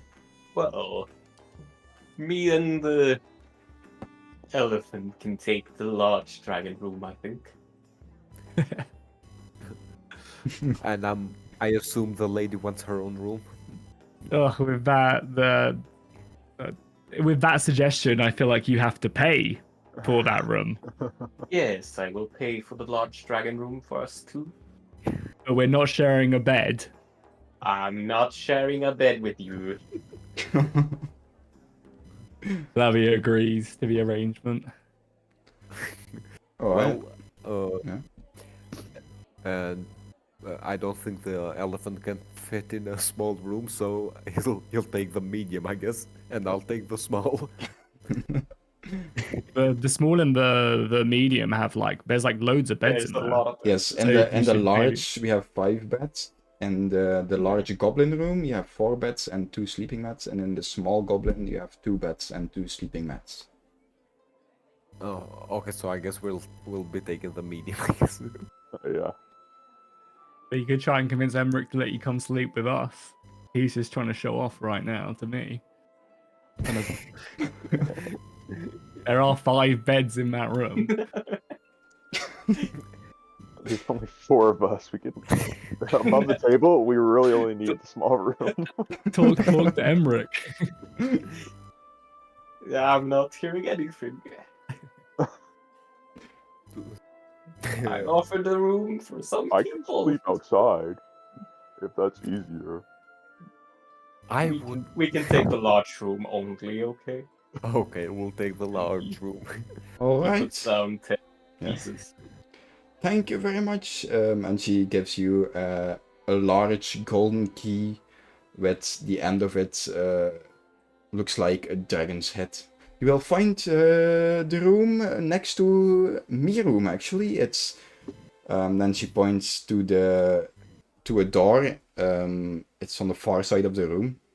Behind that door, the stairs to the right, and then the second room on your left. Well, I'm gonna go to the room to do nothing suspicious. I swear it. Oh yeah, I guess I- mark off the 10 gold pieces, by the way. Yeah, I've done that. Okay. I'll sit down at the table that she obviously ushered us into and say, pint of ale and some stew. Ale and stew. Double that up. What? Double that up. Double that. Again, Flavia looks at Emmerich sitting down next to her again and just like literally puts her hand on her face and just, like sighs. Can I Definitely. get a pitcher of beer? What of beer? Of a whole pitcher. A pitcher of beer. Yeah. Yeah, definitely, my dear. So, 2 mugs of ale, 2 stews, and a whole. And then you see her going back to our brewery location, which is the second. Well, no, but it's another door. And she pushes out a barrel of ale. Not that much. Fucking barrel. No, here in the Dragon's Inn, everything is big, and me barrel over here is all you need. How much is that? Then, since you guys paid for the for that dragon's room, this is pretty much in the house. It comes with the room. Oh, thank you. You're so kind. So, for 1 mug of ale is, well, since you have a barrel, I don't. Yeah, wait. 1 mug of ale is 4 copper pieces, and the week's stew is 3 copper pieces. So whoever is gonna buy something, scratch that off the of your I thought it was on the house. No, we got the the barrel, yeah, the food not. oh, just the barrel. Okay. Yeah. So how does the currency work? Because we obviously have gold pieces. Does it like So does it go down? it's normal D&D. So basically, 10 copper pieces is 1 silver. 10 silver is Okay, 1 gold, and so on. Okay. The Electrum no one uses, I think. Yeah, Electrum is like some kind of cursed buying monetary stuff. I think it's like 25 silver is 1 Electrum. It's very weird. Okay, I'm on my sheet. I'm just gonna quickly take down 2 gold and give myself some of the other resources. Yeah, Just so that's it's easier to. Well, actually, what I do is I pay for my food and my drink only, and I ask the wench for I ask the nice innkeeper lady for change. Change? Oh, of course. I have a lot of change in me door. She goes back, and she comes back with like a big sack of coins, I guess. And she says, "What do you want to change?" Well, I flip a 1 gold piece. Yeah. She grabs it for my food. and gives you what do you want? Do you want silver? Or Yeah, silver and copper, Okay. I guess, would be good. then she will give you Oh. 5 Sorry, silver. two gold pieces. Makes Oh, sense, yeah. well then 10 silver and 10 copper gives to you. No, Okay, that's and not then only what's my 10 food? copper. I'm stupid. That's 100 copper. Right? Hmm. No. No, it yes. One Yes. one gold is 100. Yes, so Yeah. 100 copper and 10 silver. Can I get that in silver, please? I don't want all your change. Then she gives you 20 copper. Fucking 20 silver. Okay, cool. And then what? How much was the food? Sorry, you said was how much for a One stew is 3 copper. and an ale? Is 4 copper. I give her a silver piece and I tell her to keep change. I'm gonna look over at Emmerich and I'm like, I just like as I say, keep the change. I look over at him like smugly and then look back. Eric will just put down 2 gold pieces and pay for the rest. Flavia takes like a scorn on her face. Elara, Louise the is drinking innkeeper, already. walks away with a glint of joy in her eyes, seeing this all unfold. And a bit later, she comes back with the stew and the mugs of ale. Oh, start drinking, I guess. Well, while they're doing this, I start casting Detect Magic. This basically is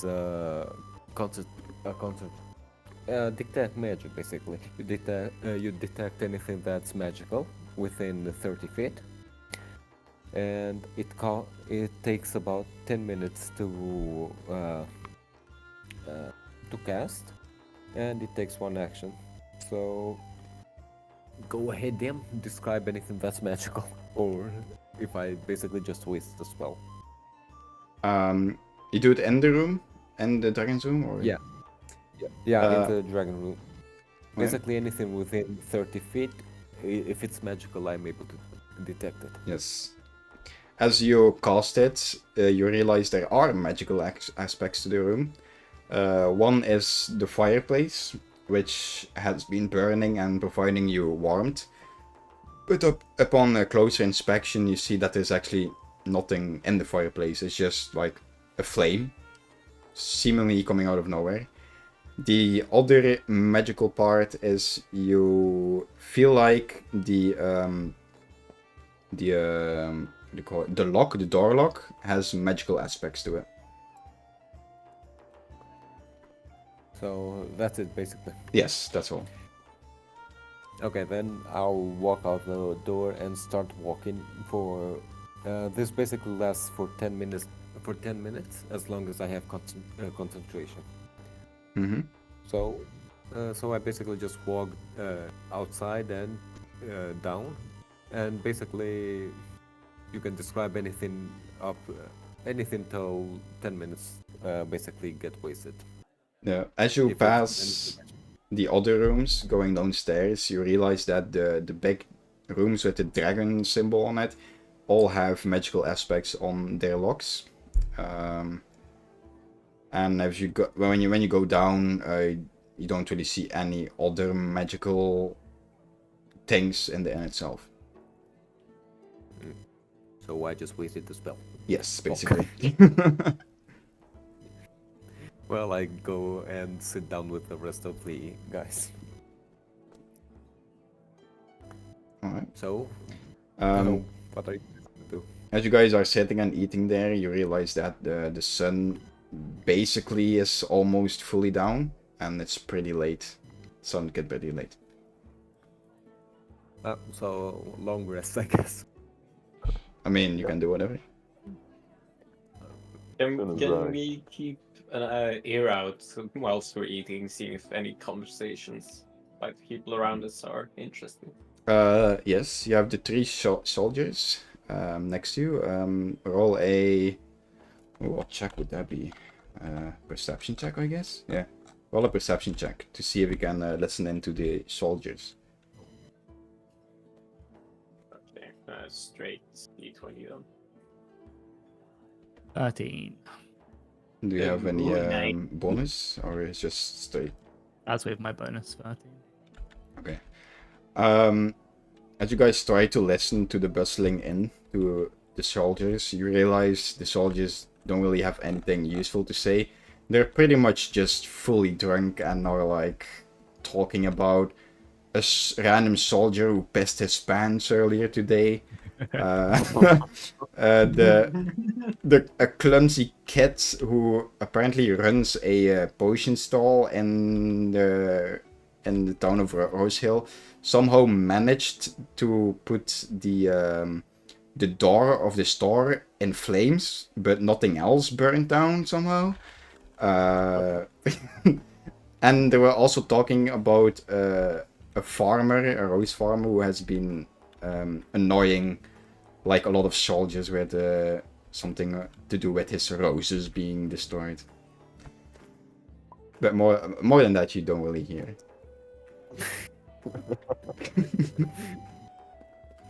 I'm gonna, in my half-drunken state, go up to the innkeeper and kind of ask if she's heard any rumors of like work other than what we heard about earlier. Oh, of course, my dear.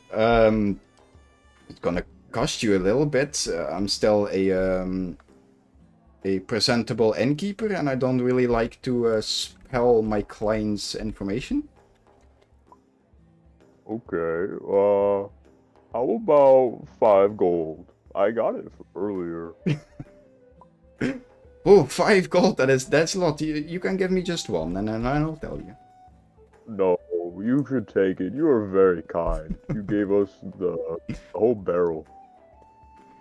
Oh, I won't say no to a gift given twice. And she gives you 5 gold pieces. She tells you, get lost. Didn't get anything. Joking.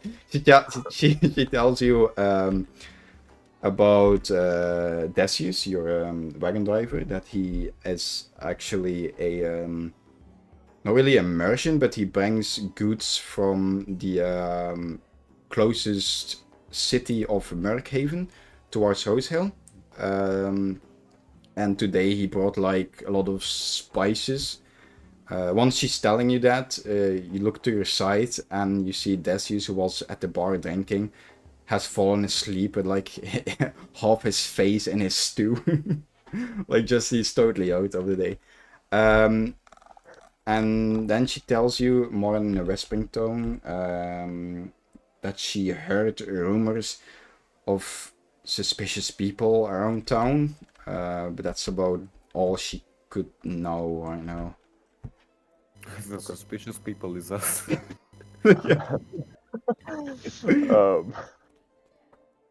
Does he have a room? I'm just gonna point at Decius. Oh, Decius, he mostly sleeps in his wagon as he prefers. I've always given him a chance to get in one of my dragon's room once it's empty, but he seems to like it in his wagon more. Okay, I just wanted to make sure he doesn't get robbed. No, here in the Thank Dragon's you. Inn, no one is getting robbed. No problem. And then I'm gonna walk back to the table. Alright. As you walk back to your group, you realize that most of the people have gone home already. The only people around are like people like Decius, just plain old drunk, sleeping on tables. And the 3 soldiers who are getting louder with the second. Well, I think I've started enough trouble with the soldiers, so I'm just gonna shut up.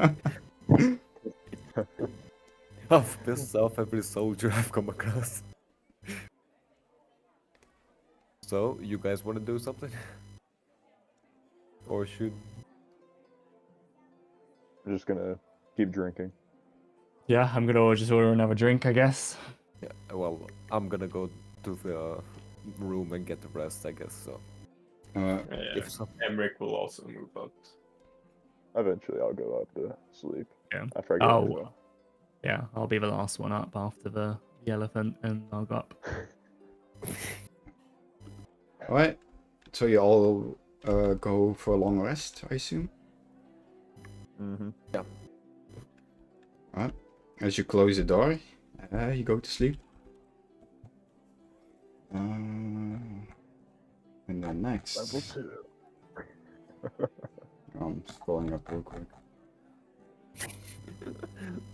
And you all die. Ceiling collapses. Alright. I want all of you to roll a perception. With in our disadvantage, sleep? because you guys are sleeping. Perception on disadvantage. Okay. Deal 20. Is it like a smell related thing? Because I would have advantage, so it'd make it a straight roll. Yes, it is partly smell, yeah. So just take the lowest, right? Yes. Yeah, 5. 6.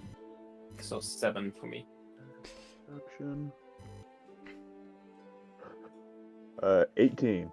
18. Okay, so Bamouche is the only one who wakes with the smell of like fireplace, but you look around and look at the fireplace who's actually out right now. Magically, it just goes out after you fall asleep. And you look around like, huh? Why do I smell fire? As you look outside of your window, you see a bright light of fire in the town. And all of a sudden you hear a scream. What do you do? Uh-oh. I'm gonna wake up, guys. There's something bad. And then I'm not even gonna like wait for everyone and just start running out the door loudly. As you try to run out of the door, you just fully... I want to roll a strength check. Alright, It's an ability check. please. Uh-oh. Strength check? Yes. That'll just be 14. Alright, so you run towards the door as fast I count as large, by the way, large as whenever possible. I'm pushing. Um, Like, my character counts as large. But you collide to the door and you bounce back, taking 1 bludgeoning damage. The door does not move. Alright. I'm gonna try to unlock it. You take the key, you unlock the door goes open. Okay, now I run. Alright, so you run down the hall. Everything seems pretty normal, apart from make a perception check. Smell again or no? No, just normal. 1 second. Oops. It won't let me get rid of my 2 dice. There we go. Clear. Yeah. Alright, nat 20. Nice. So with your nat 20, you don't see anything out of the ordinary, other than what seems a bloody handprint on the side of the wall, going down. That's not good. As you notice that, you hear another scream and shout downstairs, and that pretty much wakes everyone up who's not up yet. So we just basically get woken up by some guy running out the window, running at the door head first. Yes, and then basically. just leave. Yeah. Oh, so I can't be the only one who's suspicious of the elephant that went insane. I yelled to wake up. Yeah, you yelled to wake us up. You ran at the door, and then now there's a woman screaming. The prime suspect is you. Yeah, I'm like sleepy still, and I'm just like, oh, someone go get that elephant.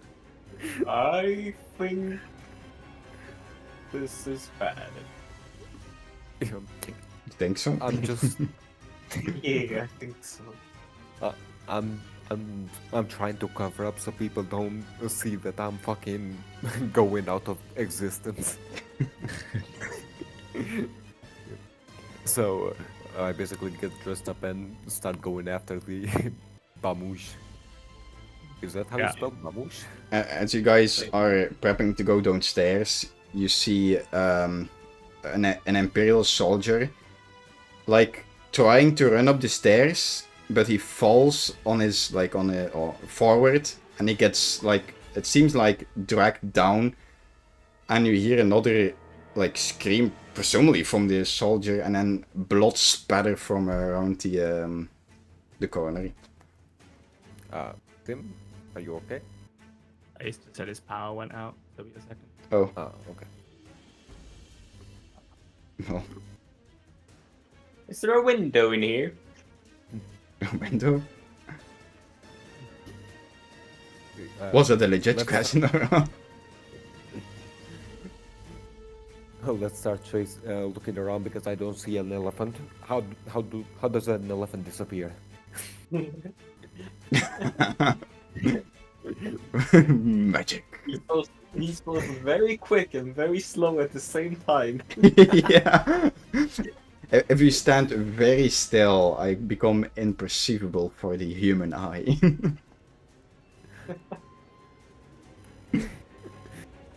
He's quick on his feet, slow when talking. Okay. So what's going on? What do we see? Oh no, Nate, Jackie, what did you do? Oh no, I've just made all my stuff invisible. Oh. I think this is the. Hold on. It's to save your setup, pretty much. When you're not here. No? Yeah, but how do I get it back? Oh, now all your Ah. stuff is It's you have to pull it we have out to- of your. It's under the table, so I can say it under the table. Okay, now do it. Okay. There we go. Boom. Thank you. Yeah, I mean, I guess we'll just wait for Sim to get back.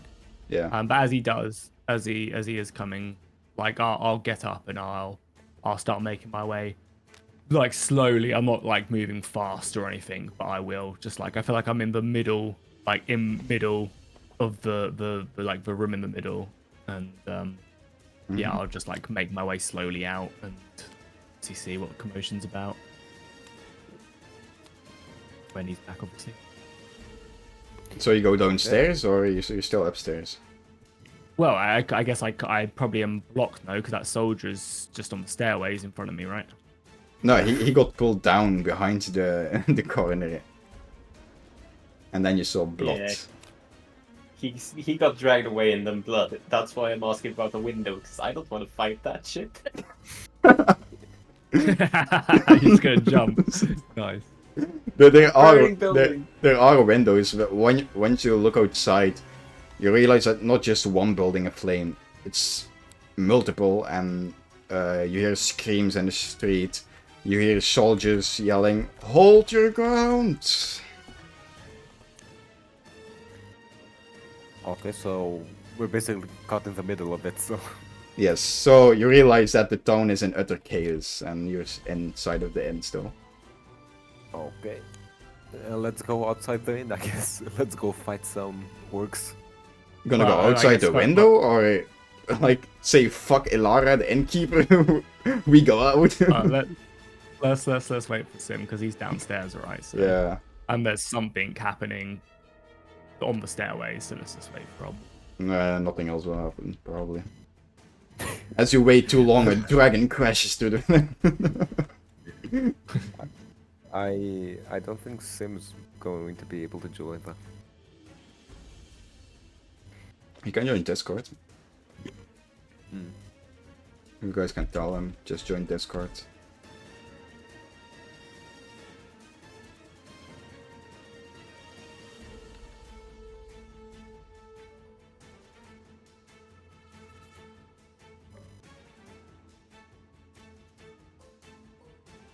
The epicness of this campaign has crushed his internet, his power. Couldn't handle it.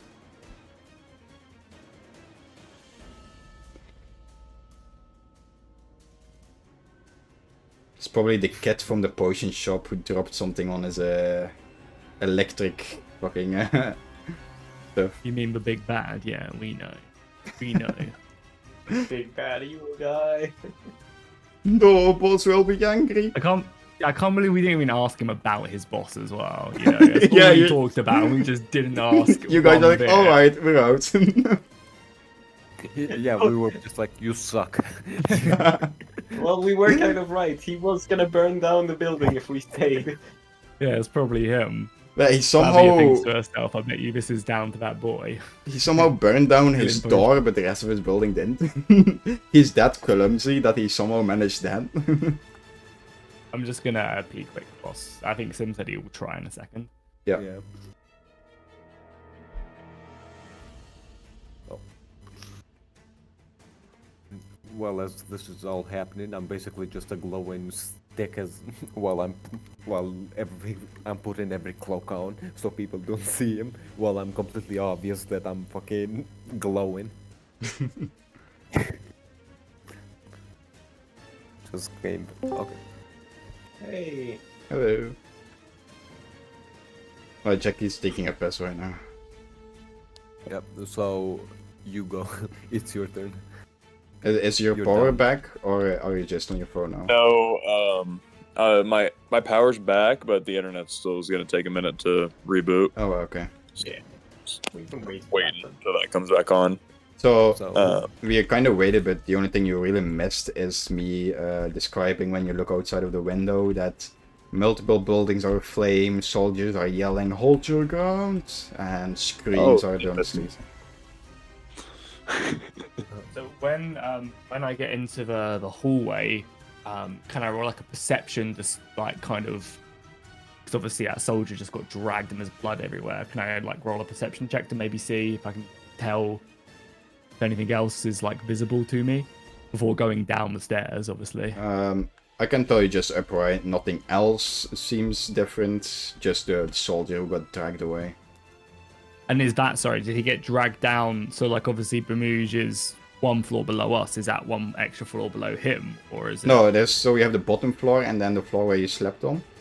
On the bottom floor is a hallway and a door on like the left wall that leads into the inn where you've been eating last night.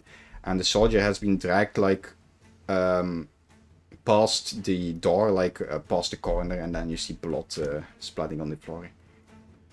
Okay, I guess as I'm out of the room now, I guess in a bit more of a rush, I quickly just ask Bermuge what the hell's going on, because obviously he's a bit further down than us. Babush, what's happening? Bermuge, what the hell's going on? Babush is dead. He's dead, yeah. Well, let's go downstairs and Babush apparently can't hear us. Emmeric's gonna say that what he saw outside, seeing all the fucking buildings on fire. Ah, Oh. Oh no. Hang on, let me enable the grid. There are two pretty drunk soldiers not really knowing what's going on, trying to fight for their lives. You see they're already pretty bloodied and wounded because they were surprised by the attack. The third soldier lays dead near the orc with the axe. Okay. Roll for initiative. There we go. Was that just the D20? D20 plus your initiative. what's my initiative? My initiative is 2. Initiative should be Dex, right? You should have a plus something on your initiative. Let me grab something to write down real quick, so I can keep track of it. Oh, these are bad. Yeah, on my character sheet it says 3, so I don't know 1 if they don't have a massive Dex. I have a 2 and a natural 1, so a very impressive. 16 should be mine then. So, who has the 2? Or who has the lowest? Me, a very impressive natural 1. Like, you cannot beat it. He just falls back asleep. How much do you have, Jackie? I was an 8. Right, because I have +3 because it's 8, Dex, right? Swedish? Oh my god. 16. 16? How do you have a +3 and I have a +3? I don't know, because if my character sheets has it, but I think it's only Dex, so I should have a +1. Sam, how much do you have? 7. 7. Alright. Then I'm gonna roll for the goblins and the orcs. Oh.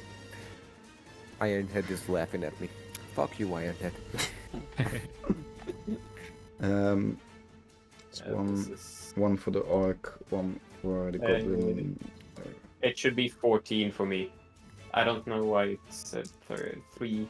It's Dex based. 7 for the orc, and then I have to add the stuff. 20 for goblin 1. That is 16 for goblin 2 and a 13 for goblin 3. 3. Yeah. Let's see, what do they have?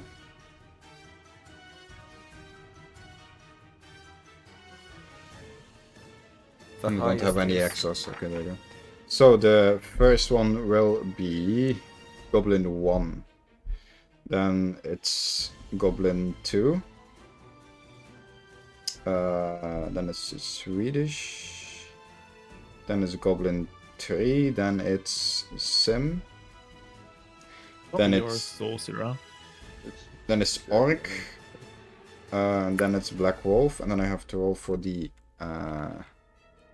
soldiers on disadvantage because they're drunk as fuck. Soldier, If they're surprised, they just don't go this round. soldier 1 is 3, so that goes before black wolf, Oh god. and then I'm soldier gonna be 2. It's gonna roll a 10. That goes. That is after Jackie Fish. I didn't write Jackie Fish down in my list. God damn it. Jackie Fish is before orc,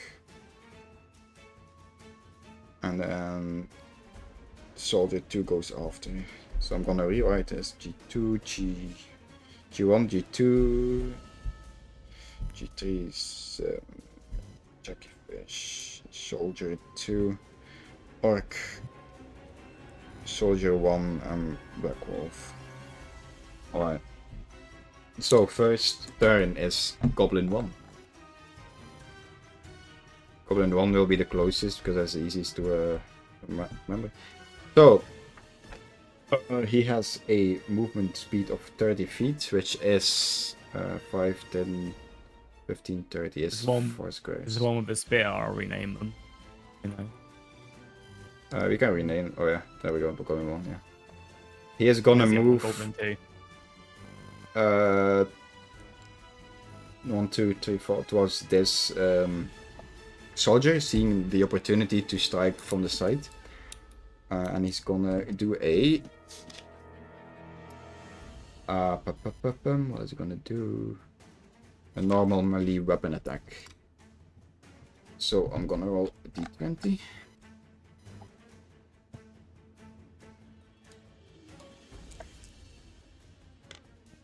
Which is 14 plus 4, and his armor class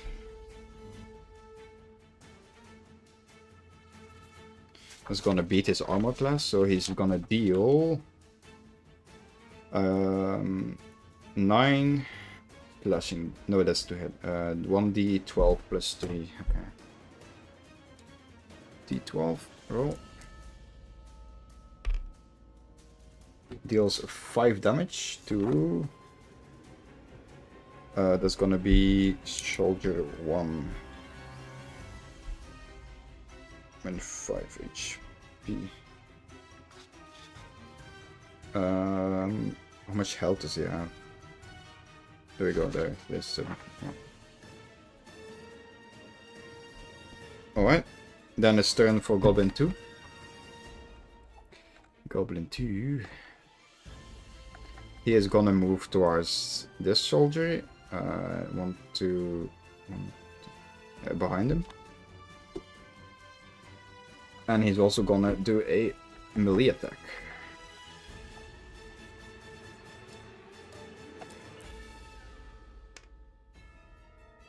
That is not gonna hit him, I think.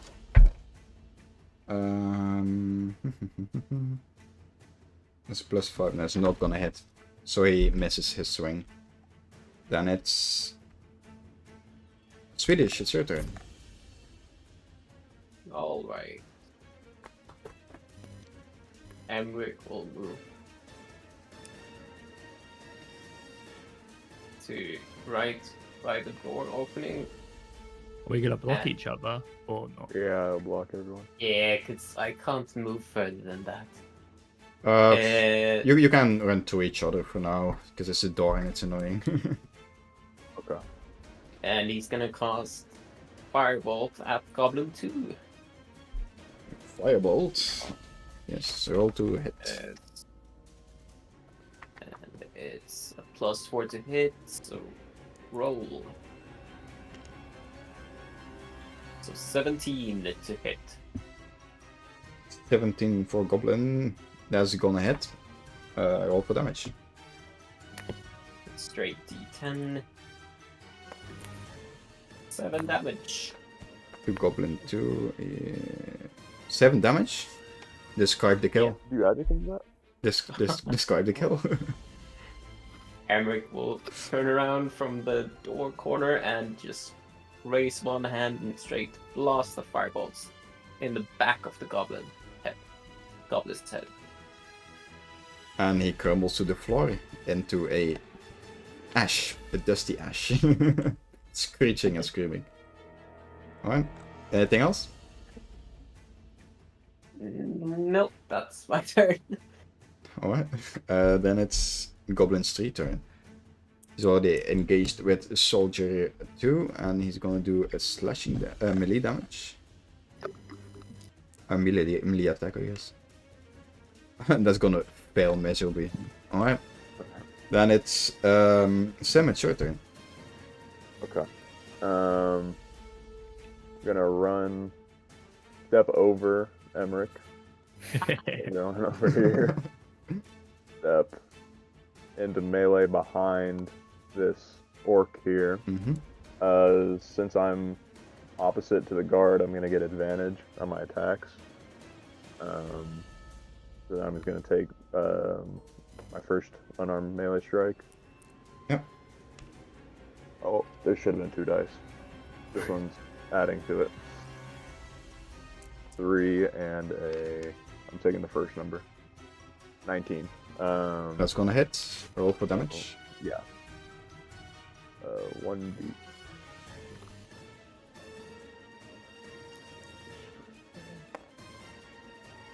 Okay, 4 plus damage. strength modifier. Yeah. You got strength modifier, so 6 damage. 6 damage. Okay. And then I'm gonna use my bonus action for another unarmed melee strike.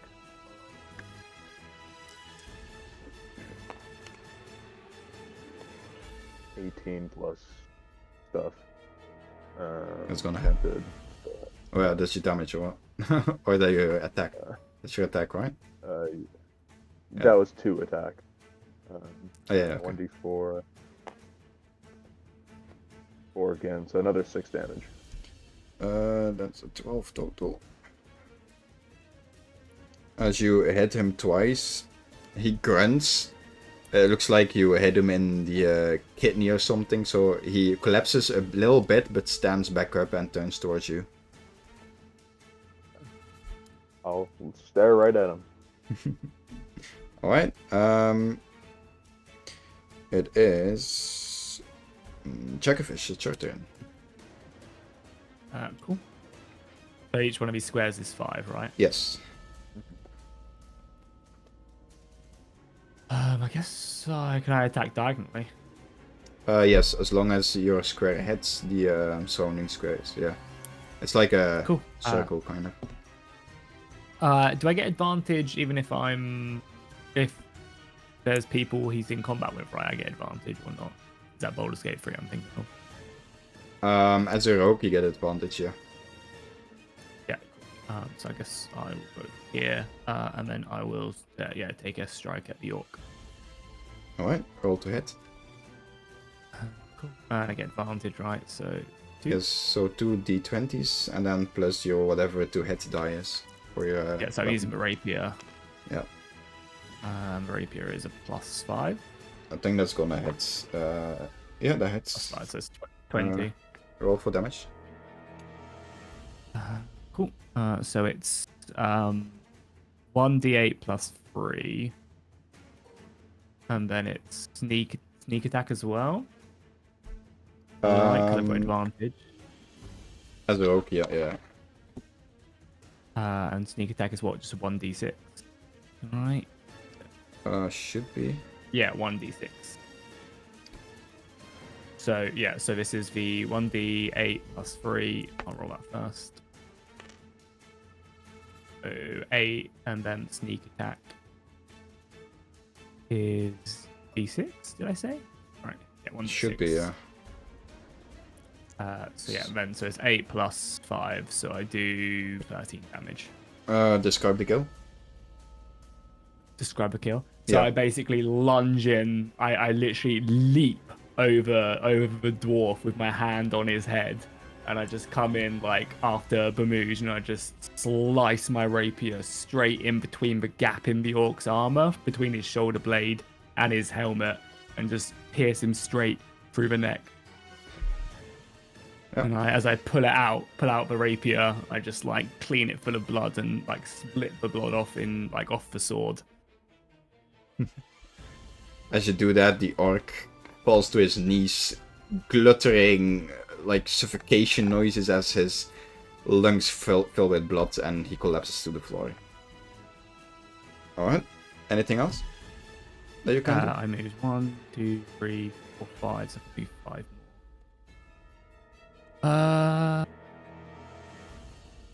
Yeah, I'll move my last 5. Right, I can do that. Yeah, I can just take my movement. Yeah. Cool. Yeah, that's me. Alright, then it's Soldier 2's turn. So this guy is gonna do an attack to the goblin. With disadvantage because he's still turning. Oh, I accidentally cleared it instead of roll it. There we go. Oh, actually pretty good. It's 13 plus... It's 13 plus 4 is 17 is gonna hit. And roll for damage. Which would be... 1d8 plus 2. Okay. Okay, it does 3 damage to Goblin 3. Hang on. Yes, how much HP do they have? Yeah.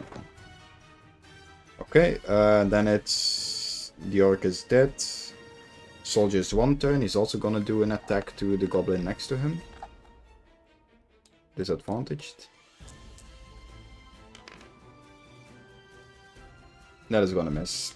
He tries to swing at the goblin, but he accidentally drops his sword because he's drunk. Black Wolf, it's your turn. Okay, roll 20. 12, I use Eldritch Blast, which is 1d10. Mm-hmm. 1d10, 1d10. And Does that auto hit or? no, does it... I just did the rolls, you have to tell me if it hits. And it's a 3 and 3, 6. Does it hit or not? Who are you attacking and where are you standing? Because now you're currently still in the hallway. It's the There's a goblin wall. Yeah, that's a There's a wall, wall. and there's a door here. Oh, okay, my bad. I guess It's I fine. move. Can I move here? 1, 2, 3. or what's your feet movement? 30. One is 5, 10, 15, 20. Yeah, you can reach them. And you're attacking. Who? Goblin 1. Goblin 1. Right here. Well, yeah, you're gonna shoot past the this guy, so you're gonna have to roll in disadvantage. Wow. 1, 2, 1, 2. Unless 3, you manage 4. to maybe stand here and then you can just shoot him directly. Yeah, let's do this. Okay, so a 12 and a 3 and an attack modifier of 3, that's 6. 6 damage, does it hit? With a 12. But did you already roll to hit? Yeah, 12. 12. 12. 12 is not gonna hit. Fuck. Okay. Have anything else you can do? No. Okay. What am I gonna do? So the goblin Take sees one it coming and just ducks behind like a turned over table, dodging your attack. Okay, goblin's 1 turn. So he's gonna attack the guy again, the soldier. If the game wants to respond to me, and hopefully not crash. Okay.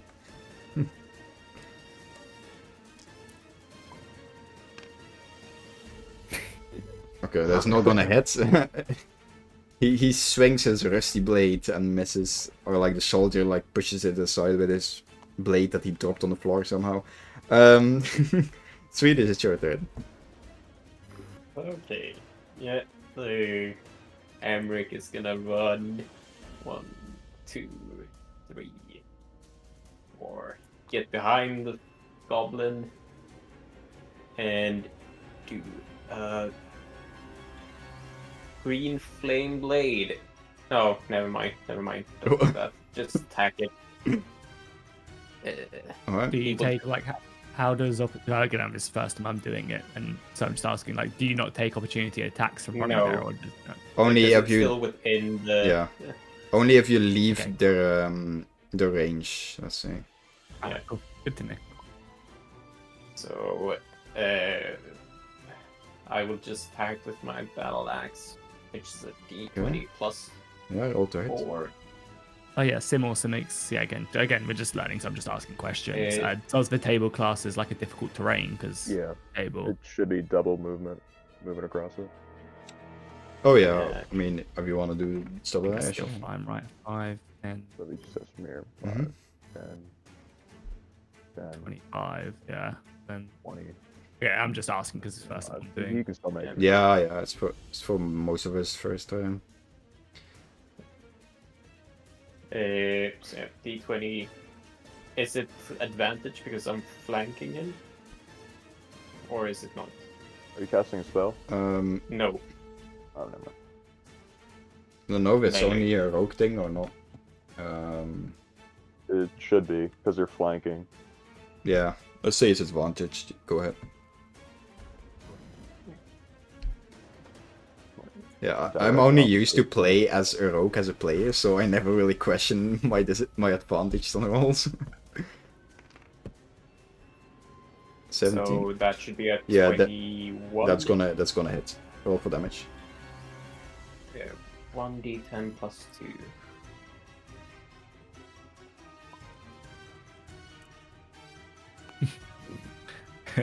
So 11 damage. Describe the kill. Emric will come up from behind and swing his battle axe straight down, splitting his skull. The goblin collapses to the floor. Brain matter just seeping on the floor, staining the floorboards. Alright. Whilst he does that as well, Flavia makes note of how many we've killed as well. Because in our contract we signed, it was per goblin we killed, so Flavia is keeping track of that.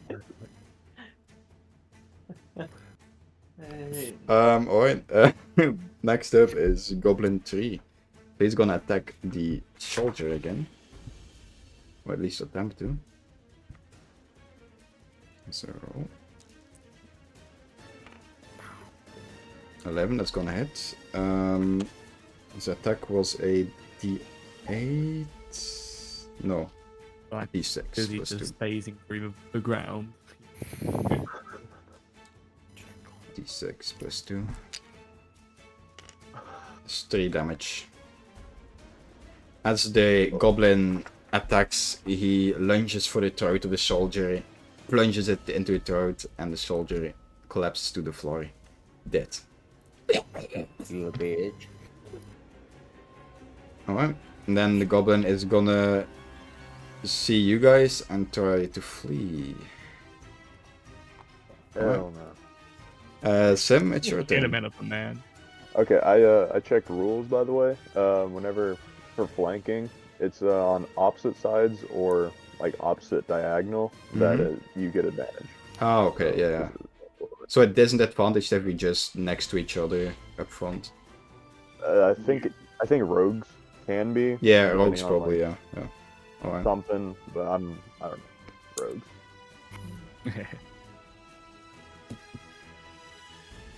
Three. Boys. I'm just gonna go all the way. All right. Another unarmed strike. Yep, run to hit. Roll to hit. 11. So you add your proficiency bonus and strength, I think, right? It depends on what you're using, but strength it should be, Yeah. I think. So that should be, what did I just roll? 11 plus 15. Yeah, that's gonna hit. Roll for damage. If you roll 4 or more, you can describe the kill. Okay. Hey, Oh, there we go. Describe the kill. As the goblin is trying to run away, I'm gonna reach out with my trunk and just kind of rip it off its feet and impale it onto that one tusk that is actually sharpened, and then just throw it off to the ground. The goblin shrieks and if that eventually dies. Oh, what the fuck? There we go. With everyone, all the bad guys, let's say, defeated. You see the innkeeper Elara running out of the kitchen. She seemed to have barricaded the door, but she opens it, and she's like, "Oh, thank God, you guys are safe. Don't worry about me. I'll protect the inn. Help the others, please." Oh, well. What do you guys do? I go back to sleep. Bro, Hey, all you the said it, doors you didn't lock. say joking, Elara so that's attacks what you. did. Elara attacks you. No. I presume you guys go outside. Yeah, I mean, Yeah. yeah. Let's Run go out outside. Alright. Then I need to change. But first things first, can we talk to the guard maybe? What we do? Does he have anything interesting? Is he's, I mean, Lost imagine voice he's in You can over- talk to him, but he's not over- gonna be able to say much. He's still drunk and on the brink of death. What's on the body of the guy who died? Oh yeah. I'm not gonna check. Well, he's a normal foot soldier, so he basically, since he was out drinking, doesn't really have much with him. He has a dagger, and he has his tunic on is basically light-plated armor with a blue and red tunic, so signifying it's a soldier's uniform. I'm just gonna leave him alone. Yeah, just steal soldier's uniform. Hey, look, I killed your guy. I'm wearing I don't your think it'll fit. Can you guys not do the lines before the game crashes? Okay. So. Oh, did I misclick? It's supposed to have changed. Oh, let's do this again.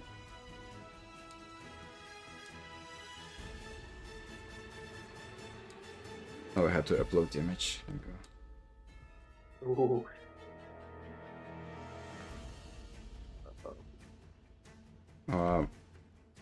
Which So building is it? the inn is somewhere over here. You guys are bit further. So the game Got a is soldier here as well, quick. I'm not sure if he's dead or he's free. Yeah, 1 second. The game is starting for me. Yeah. Oh yeah. So Sorry. you'll see again 2 soldiers fighting in the streets. Might as well just copy paste these we just take off. How do you copy?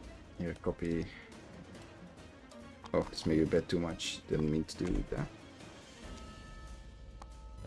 How we Then- can take them? Easy fight. And get ready to roll initiative.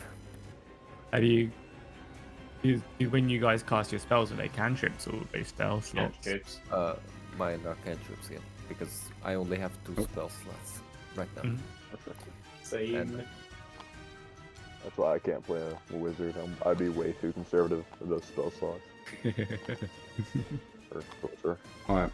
So as you exit the inn, let me scroll down. There we go. As you exit the Dragon's Goblin, you instantly notice the night air, thick with the stench of blood and fear.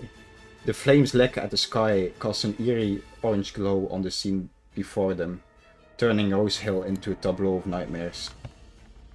Where once Kit's laughter echoed through the streets, now a guttural roar of orcs and shrill shrieks of goblins fill the air. The town, once a haven of peace, is now a battlefield, a scene of utter chaos. Bodies lie strewn across the cobblestones, the faces of the fallen contorted in agony. The Imperial soldiers, once proud and confident, are now scattered and overwhelmed. Their armor stained with blood and grime, they fight with a desperate fury, but their numbers are dwindling. Their cries for help lost in the cacophony of battle. You watch in horror as some of the other adventurer groups, their faces etched with fear, abandon their posts and flee the town, their backs turned on the carnage. You see houses gutted in flames, their windows glowing with an eerie orange light. You see the faces of your fellow swords for hire, the men you had seen just hours before, lying lifelessly in the dirt, their swords still clutched in their hands. But amidst the chaos, a flicker of hope emerges. Father Lucius, the town priest, stands tall amidst the pandemonium. His face etched with concern, he guides a group of terrified civilians toward the sanctuary of his church. His voice calm and reassuring, he holds a lantern high, its light a beacon of hope in the encroaching darkness. The scene is one of utter devastation, a testament to the brutal power of the enemy. The air is thick with the stench of death and decay, a chilling reminder of the fragility of life and the swiftness which it can be extinguished. As you look around, a cold shiver runs down your spines. You are not just witnessing a battle, you are witnessing the massacre of Rosehill. Before you can even react, Father Lucius, the town priest, catches your eye from across the street. His face is grim, but his voice rings out with a surprising strength. "Don't worry about us, we'll be safe in the church," he shouts, his voice barely audible over the din of battle. "Go help the captain, he needs all the help he can get." He gestures towards the outskirts of the town where the fighting is the most intense. You see a small group of Imperial soldiers led by blonde-haired Captain Landon, desperately trying to hold back the tide of orcs and goblins. They are outnumbered, outmatched, and fighting with a desperation that is both terrifying and inspiring. Roll for initiative. Can't believe we didn't go to the bloody prayer place. Totally forgot about that. Oh my nat- God. Oh, nice. Nat 20. Oh. As a nat 20 in my games, you can choose where you land in initiative. Sometimes it could be more, it could be better if you are like behind someone else in initiative to heal them or something. So you can basically just choose if you want to go first or at what spot. Yeah, I'll go first. 17. You gonna be first? Alright. Trying to always there by my side, aren't you? Yeah. So, what is Swedish? What is your roll? 17. 17. Black Wolf, you roll. 6 with 6. my initiative. Okay. Sim, 9. 9. Am I missing anyone? No, right? That's yeah, okay. It's 4 of us. Then it's all your mini. Jesus army. Christ. So 1, 2, 3, 4, 5, 6, 7, 8. I made it myself very hard. It's 6 goblins. Roll for the 6 goblin first.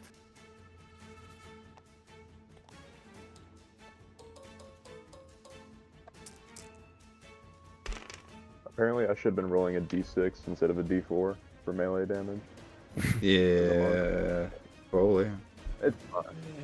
So 17, second one 15, 16, 4, 12, 12, and 12. Okay.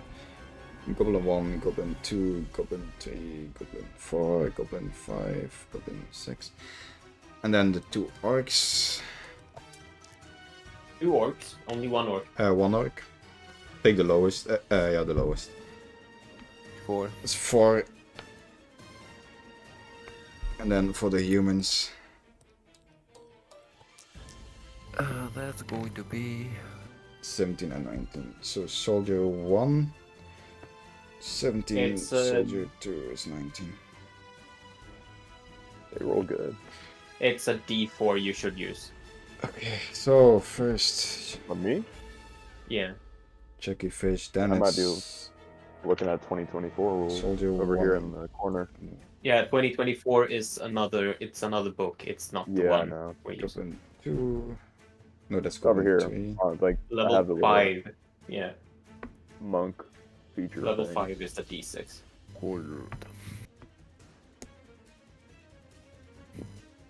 Dun, dun, dun. Okay. It's just yeah. Good. Yeah. And Goblin 5, Goblin 6. Followed by Sim, Black Wolf, and the Orc. Have you rolled for the 2 soldiers yet? Yeah, I did. Yes. Yeah. Jesus Christ, bro. DMing is hard. Yeah. Alright, so the first is Jackyfish. Cool. 1, 2, 3, 4, 6. So I could get there. Yeah, I will. So 1, 2, 3, 4, 5, 6. It's 30. And I'll take a strike at Goblin. That's Goblin 4, yeah. Roll for With advantage. hit. Roll to hit. Yeah, with advantage, right? Because Yep. of the soldiers are in combat. Yep, and you're a rogue, so you get advantage. Cool. So it's 15 plus 5. Do I have 5 extra hit? Or I feel like 5 is too much, no? Or is that just... It should stay on your weapon, what plus how much to hit. Yeah, that's what it says on the rapier, I'm pretty sure, if I remember. Yeah, then it's gonna hit. Yeah. Roll for damage. then. Yeah, cool. So 20. Hit. So it's D8 plus 3 plus sneak attack. So it's 5, 6, 7 plus sneak attack. It's D6. So it's 11. 1 sec. Why do I not have Goblin 4 in my initiative? Not sure. Dead, that's why. Oh, he goes Oh. behind the orc. Okay. So how much damage did he do? 11. 11. He's dead. Oh, yeah, describe the kill. So yeah, as I rush into battle, in the back of my mind, I have the idea of the more goblins I kill, the more money I'm going to claim. So I rush in first in front of everybody else. Again, with my rapier still slightly bloody, and as the goblin goes to strike the soldier, I just come in from the side and just skewer him in some unarmored part of his body with my rapier. Pull it out once again and flip off the blood. Alright. The goblin just stumbles to the floor, dead. Alright. Yeah. That's Then it's soldier 2. He's gonna attack the goblin. These soldiers are not drunk, by the way. Ooh, I don't think that's gonna hit. Yeah, he misses. The goblin dodges out of his attack. Then the soldier's 1 turn. Who hired these guys? These are the Imperial elite infantry. 13, that's gonna Elite. hit. He's obviously gonna attack the one in front of him. If my game monster respond, I could see what it is. Okay, that's goblin 6. What? There's no 6 goblins. That's gonna be goblin 4. No, you just killed 4. 3, 2, 5. It's gonna be goblin 1. No, or is goblin 1 here? What the fuck? There was 6. 1, Is there one that died, right? 2, It's the one I'm moving. Yeah. This one is 6. 3, 4, 5. The one just died. No, but Yeah, one just the one who died. died. 4 is dead, Yeah. right? There weren't 6 goblins, were there? Yeah, well, Yeah, there were 6. oh, there were. goblins. Okay, so it is against 6. Well, he's gonna move forwards first of all, and then attack. Against 6, so that's gonna hit. Roll. What was the game? He has a 1d8 plus 2.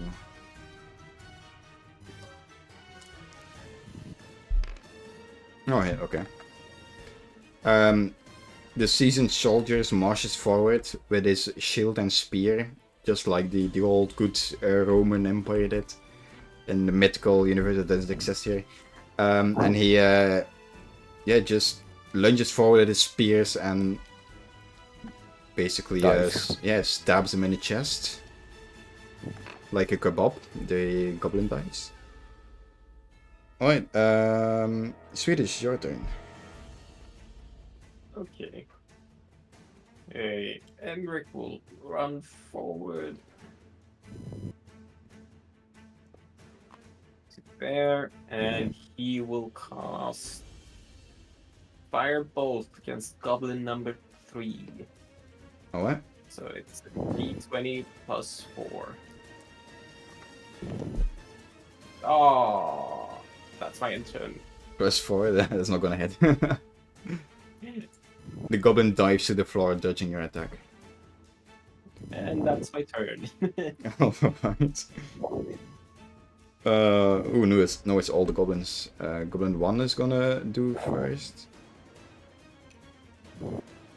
He's gonna attack Soldier 1.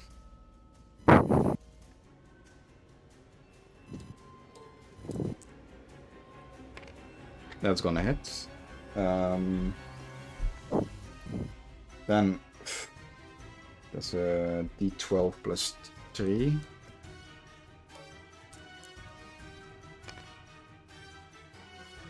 Does 5 damage.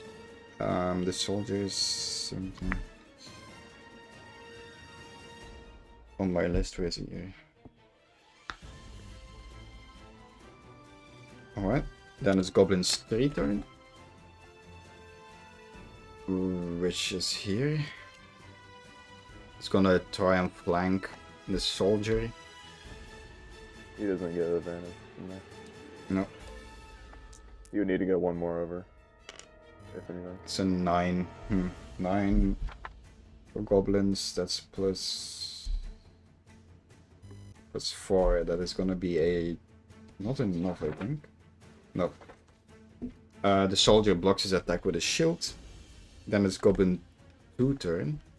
If he's still alive, here. Is he gonna attack Soldier 2? Well, at this point I'm just playing D&D by myself. That's gonna miss as well. Soldier blocks his attack. Goblin 5 is here. He's gonna move over here and attack Soldier 1.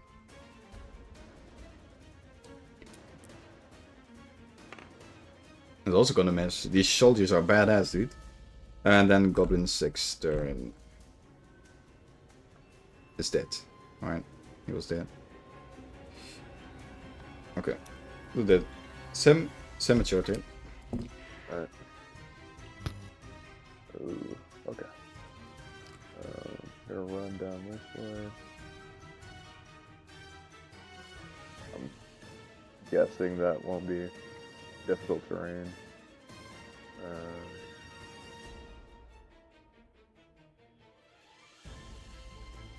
25 you here.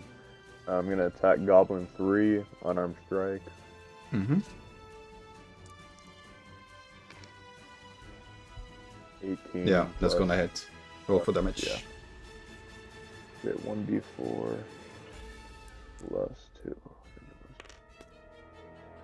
Okay.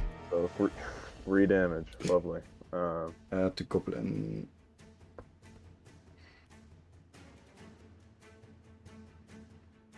Two.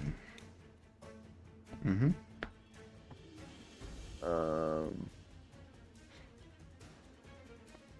You gave me key points. Yes. Okay. I'm gonna spend 1 to do patient defense. So all attacks on me now have disadvantage until my next turn, Okay. and then I'm done. Black Wolf, your turn.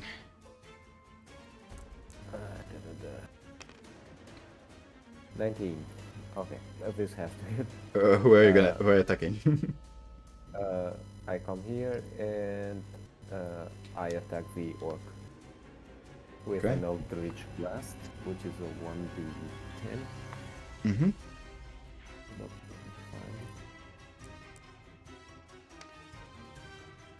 fine. 9 plus.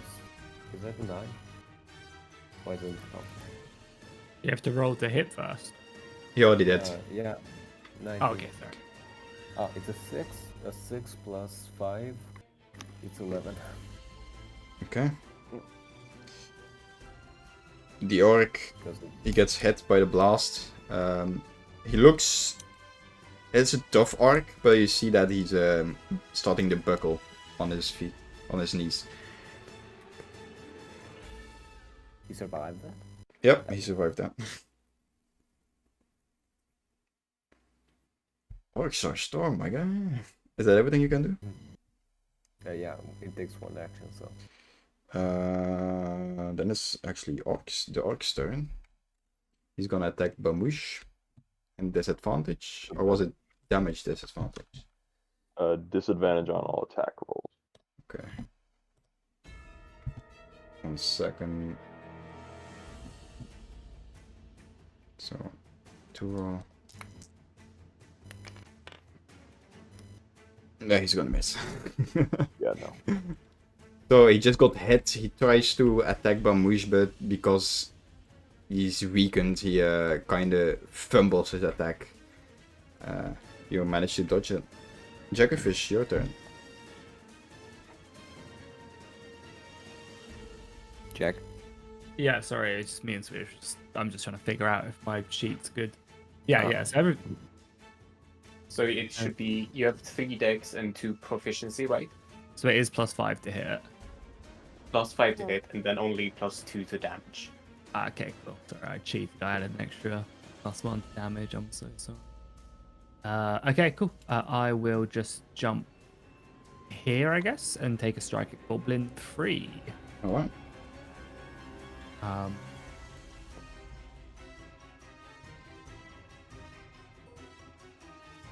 An advantage, right? Because got people attacking as well. Mm-hmm.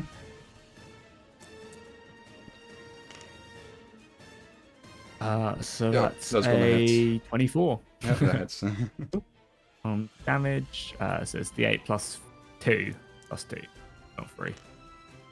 So it's 4 plus sneak attack, which is d6.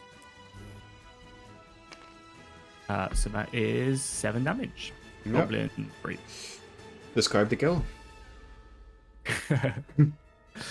I quickly move behind the soldiers holding the front line back from the orcs, and as the goblin is focused on my elephant friend, I once again slice my rapier.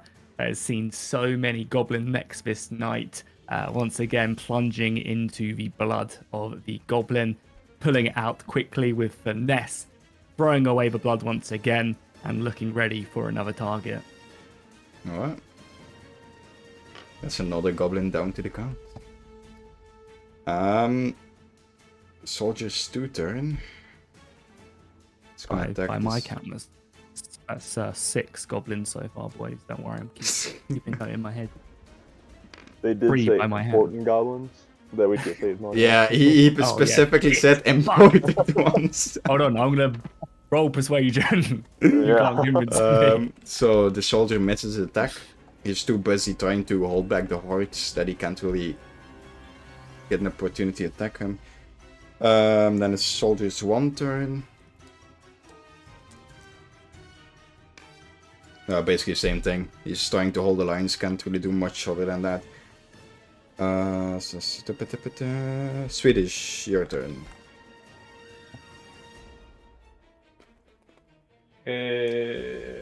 Yeah. He will just do the same. It will cost Firebolt at Orc 1. Mm-hmm. So D20 plus 4. Here. Let's see if it hits this time. 10, 14. Who are you That's a attacking? The 14. orc? Yeah, Yeah. he's good. Yeah, you can hit him. Yeah, that goes through. Hit for damage. Roll for damage, I mean. D10. 5 damage. Describe the kill. He was almost dead, by the way, by the attack of Black Wolf.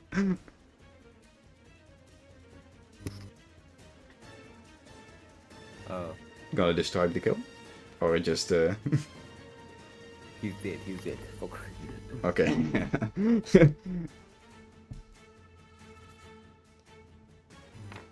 Alright, the orc is dead. You wanna move or anything else? Nope. Okay. Goblin's 1 turn, and he will attack Soldier 1.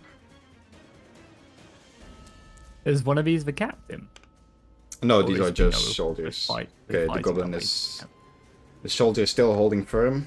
It's not letting any attacks through. Goblin's 2 turn. Ooh, okay, that's gonna go through. He has an attack of 1d12 plus 2.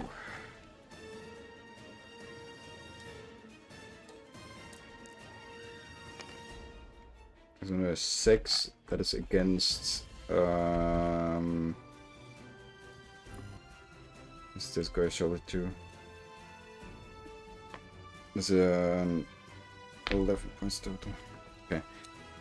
So they're trying to hold the lines. It becomes a bit too much for the for soldier 2, let's say. And an attack gets through. He's looking very exhausted, and you see blood starting to drip down his armor. He's still standing. And then Goblin 5, which is this one, will attack shoulder 1.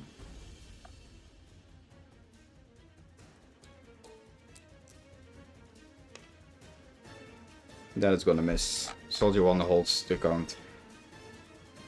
Sim, it's your turn. Alright, I'm going to step forward, remain in melee combat with this goblin, then go around to here. Just to get the diagonal flank. Wait, does that work? Shoot, yeah. It should, yeah. Alright, unarmed strike 1. This is the Unarmed bonus strike. attack. Turn and face them. You're not that What'd good. you say? They just turn and face the model towards the wall. You're not that good. You're not that much of a monk yet. You just punch without looking. Maybe you are. 16 plus 4. Yeah, that's gonna hit. to hit.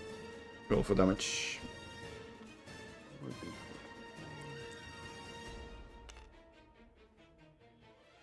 5 damage. What goblin is that, memory? 5. Okay. He takes the brunt of your Still standing. attack. He looks dazed, still standing. Alright, second attack. Oh, Okay. God.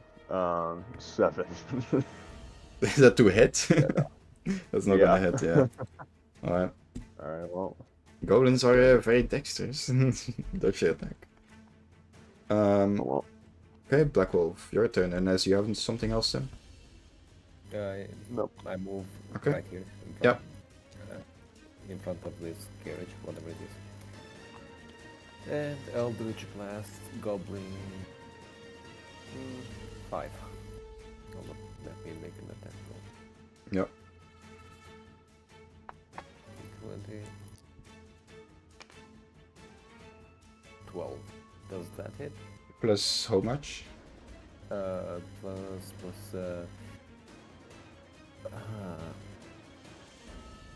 Which was it? Magic? Intelligence? Which, Depending on Modified, right? what you use for your spells. it's plus 3, so 15. Okay, that's gonna hit. Roll for damage. Roll for damage, 5, and Arcana proficiency 10. Alright, describe the kill. Basically, I'm just leaning leaning at the carriage, basically half asleep, and I just Avada Kedavra. Goblin disintegrates into shrieking noises and dust and dies. Alright. Then it's back to Jellyfish. Cool. I will just jump here.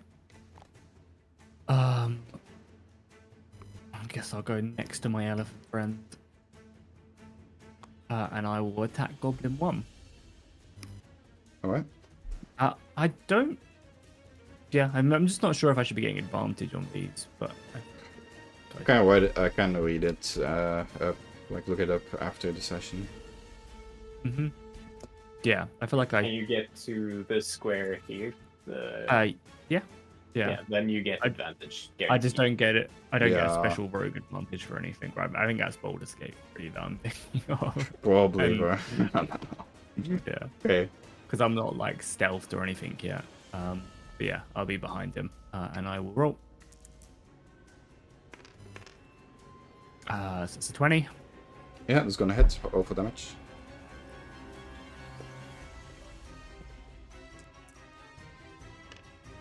So that's 5 plus 3. Apparently it is plus 3. Yeah, it's Okay. So 5 plus sneak attack. So that is what did I say, 5. So it's 8 damage. Alright. Describe the kill. Once again, I weave in and out of the ongoing battle, moving past the soldier, the goblin, and my elephant friend, and I once again bloody my blade into the neck in between the gap of the armor, as these goblins don't seem to learn the lesson from the previous 2 I've killed, and I once again slice a clean kill, pulling out my blade, once again wiping it off, bringing my kill total up to Alright. Soldier's 2 turn. He's gonna try to attack the goblin again. Hopefully he'll roll better now. Or not. He once again... Oh, he was... To be honest, he was pretty wounded already. He's just trying to stand firm. Can't really attack anyhow. Because of his wounds. Then the other soldier... 1 is gonna attack.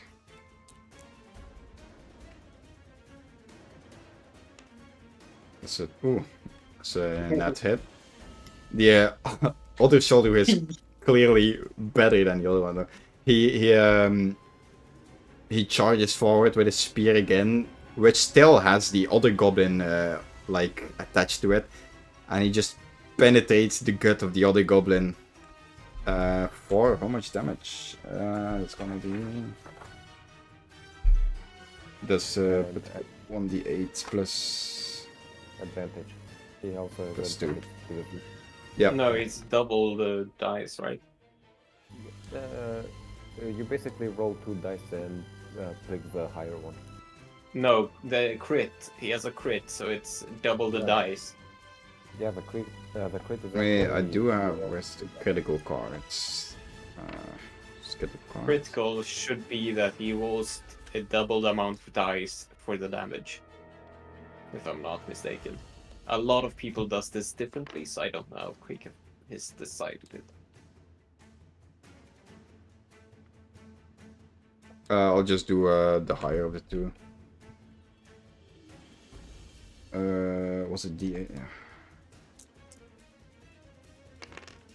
Oh well, it's 7. Okay, and he effectively also kebabs this goblin on his spear, killing him. Alright. As the last of the goblins of the street fall to the ground, you look further down the town and you see the tents aflame. You hear yelling. What do you do? I'm running. We ask for we ask for guards, like what the hell's going on? Because obviously these guys aren't drunk. Well, this guy is almost dead, so he's not gonna say much. He's trying to tend his wounds. This soldier yells, "Goblin ambush! Goblin orc ambush! They somehow got past our defenses. I think this is the whole damn army. I thought they were still in Centerville." If only we had the cleric to heal them. As they run towards the church to help the priest defend it. So they die. Because So what do we do? what do? Yeah, you have the choice. You either go to the church, you run away from the battlefield, or you go towards London and help him fight off the goblins. Goblins! Yeah, well, I want to keep on getting that kill count up. I've got to beat the dwarf, you know. London It only counts as one.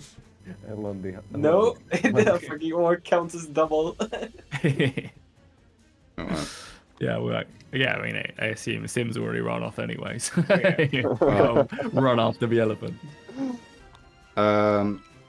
You see London is already wounded. Seems like he has an arrow in his back, a cut in his arm and in his leg as well.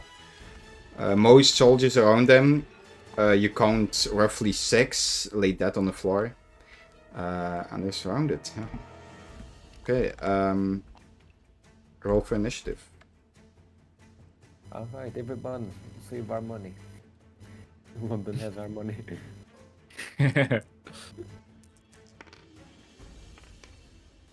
12. 21. God dang it. 15. Okay, fish 21. Who had 12? Black Wolf? Yeah. Sam? Well, I'm rolling right now, my bad. 17. 19. 19. And Swedish? 15. 15.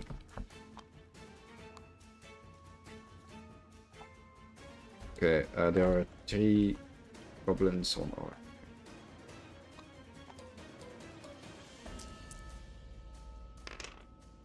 There are 2 orcs, 1. 2. There should only be. Oh, no. This one needs to be blue. This is London. London is an orc? No, he's not. I was just too lazy to pull out.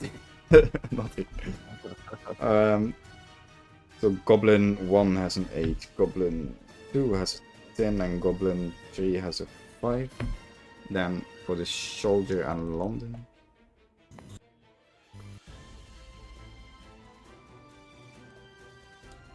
Soldier and London. Oh, both 10. Soldier. 10. Which will. Jackie Fish is gonna be the first one. Followed by Sim. Swedish. Black Wolf. London, Goblin 2, Soldier, Goblin 1, and Goblin 3. Okay, Jackie Fish, it's your turn. Cool. I will plunge forward towards Goblin 1. Oh, sorry, Goblin 2. And I will attack. With advantage because I'm behind him. Yes. So that's a 21. That's gonna hit. Easy.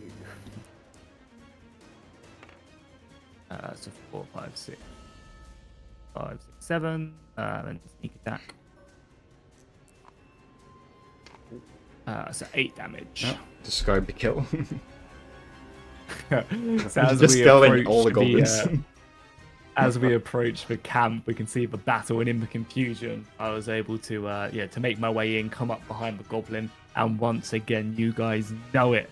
I get my rapier and I stick it through the gap in the armor of the goblin, pulling it out, and looking for my next kill, marking down the 5th goblin I've slain.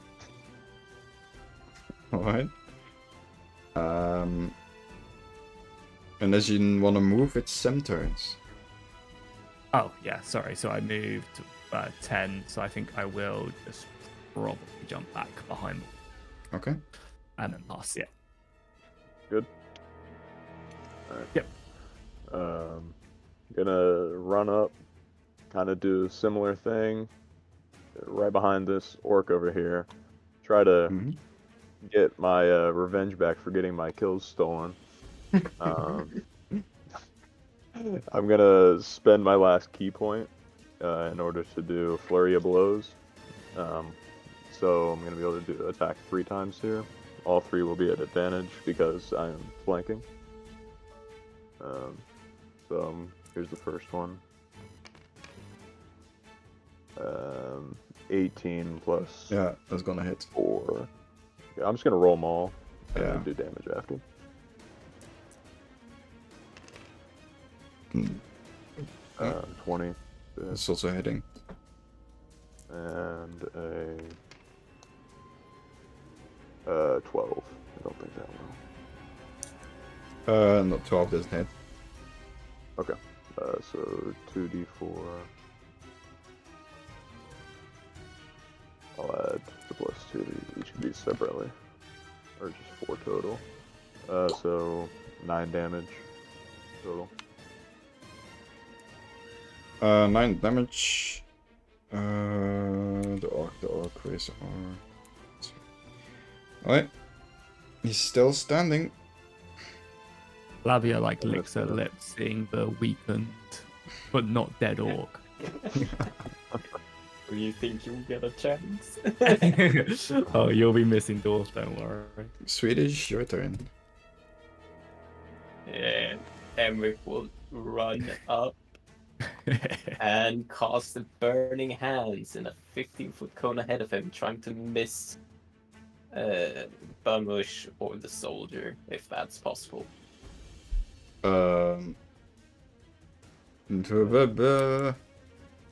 Bamush taken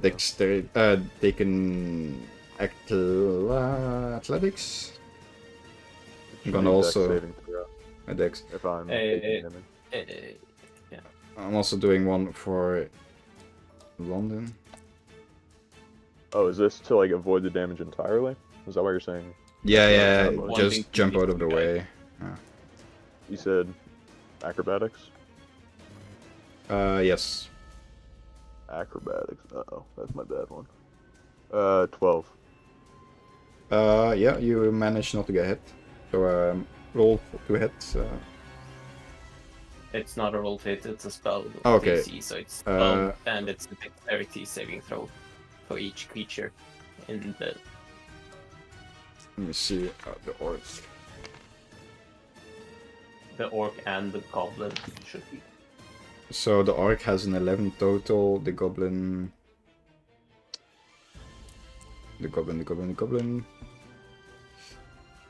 has 10. Yeah, so my spell save DC is 12, so they take full damage, which Okay. is 3d6.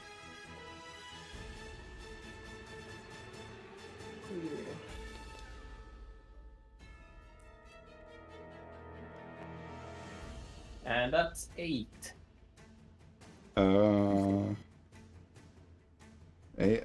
What number goblin is that?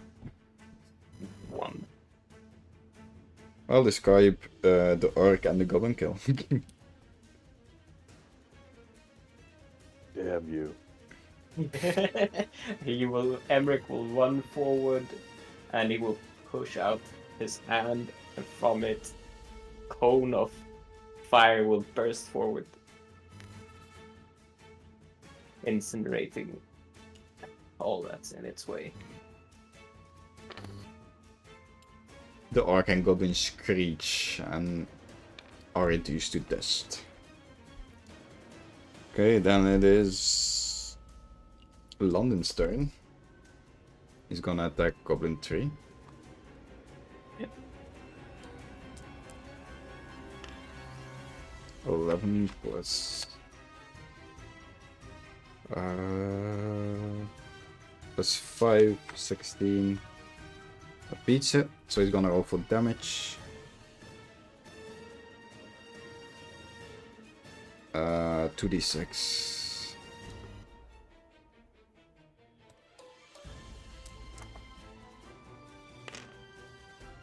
Plus 3, 7.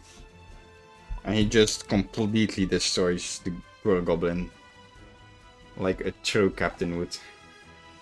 Severing the head of the goblin. And it's rolling over the floor. Okay.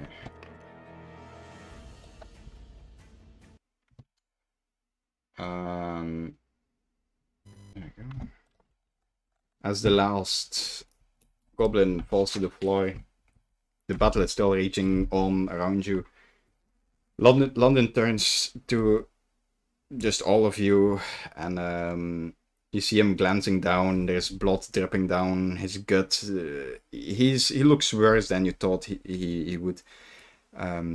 He goes down with his hand to his tunic and pulls out a two messages basically. So two older papers. The one that Flavia gave to you to him earlier, and another one with the seal of Neneador. Basically the flower on it. And he says, I'm sorry, I cannot give this to my commander. Please, give these two. So Flavia's and the other one. Give these two to the commander in Dire Spine. Just that's gonna be is that south of here? Well, southwest of here. So west of here. Tell him the army has come. The goblin army has come. And he slumps to the floor. You see a couple of soldiers from nearby tents running towards him. One looks like a medic. And tries to patch him up as good as possible. Quick, take his fucking boots. So, this is... I'm gonna railroad you just a little bit. As you guys exit the encampment, you look behind you. The town of Rosehill is aflame. You don't hear a lot of screams anymore. You're not sure if it's a good sign or a bad sign. But in the middle of the chaos and the fire, you see the church still standing firm. Once in a while you see like magic being cast, like lights coming from the church. So you have a good feeling that the church will be protected at all costs. As you turn away towards the southwest, you just realized that you have witnessed the beginning of the War of Neneador, ending session 1. Let's go, chat. Yeah. Cool. What? Did we grab the notes as well, right? We have the. Yeah. Should I put them down on my sheet just so we remember? So basically, Yes. Okay. it's middle of the night. You guys are going to Dire Spine next. If you want to go at least to the Dire Spine next session. Well, we gotta pick up the rest of the cast on the way there. Yeah, basically. Okay.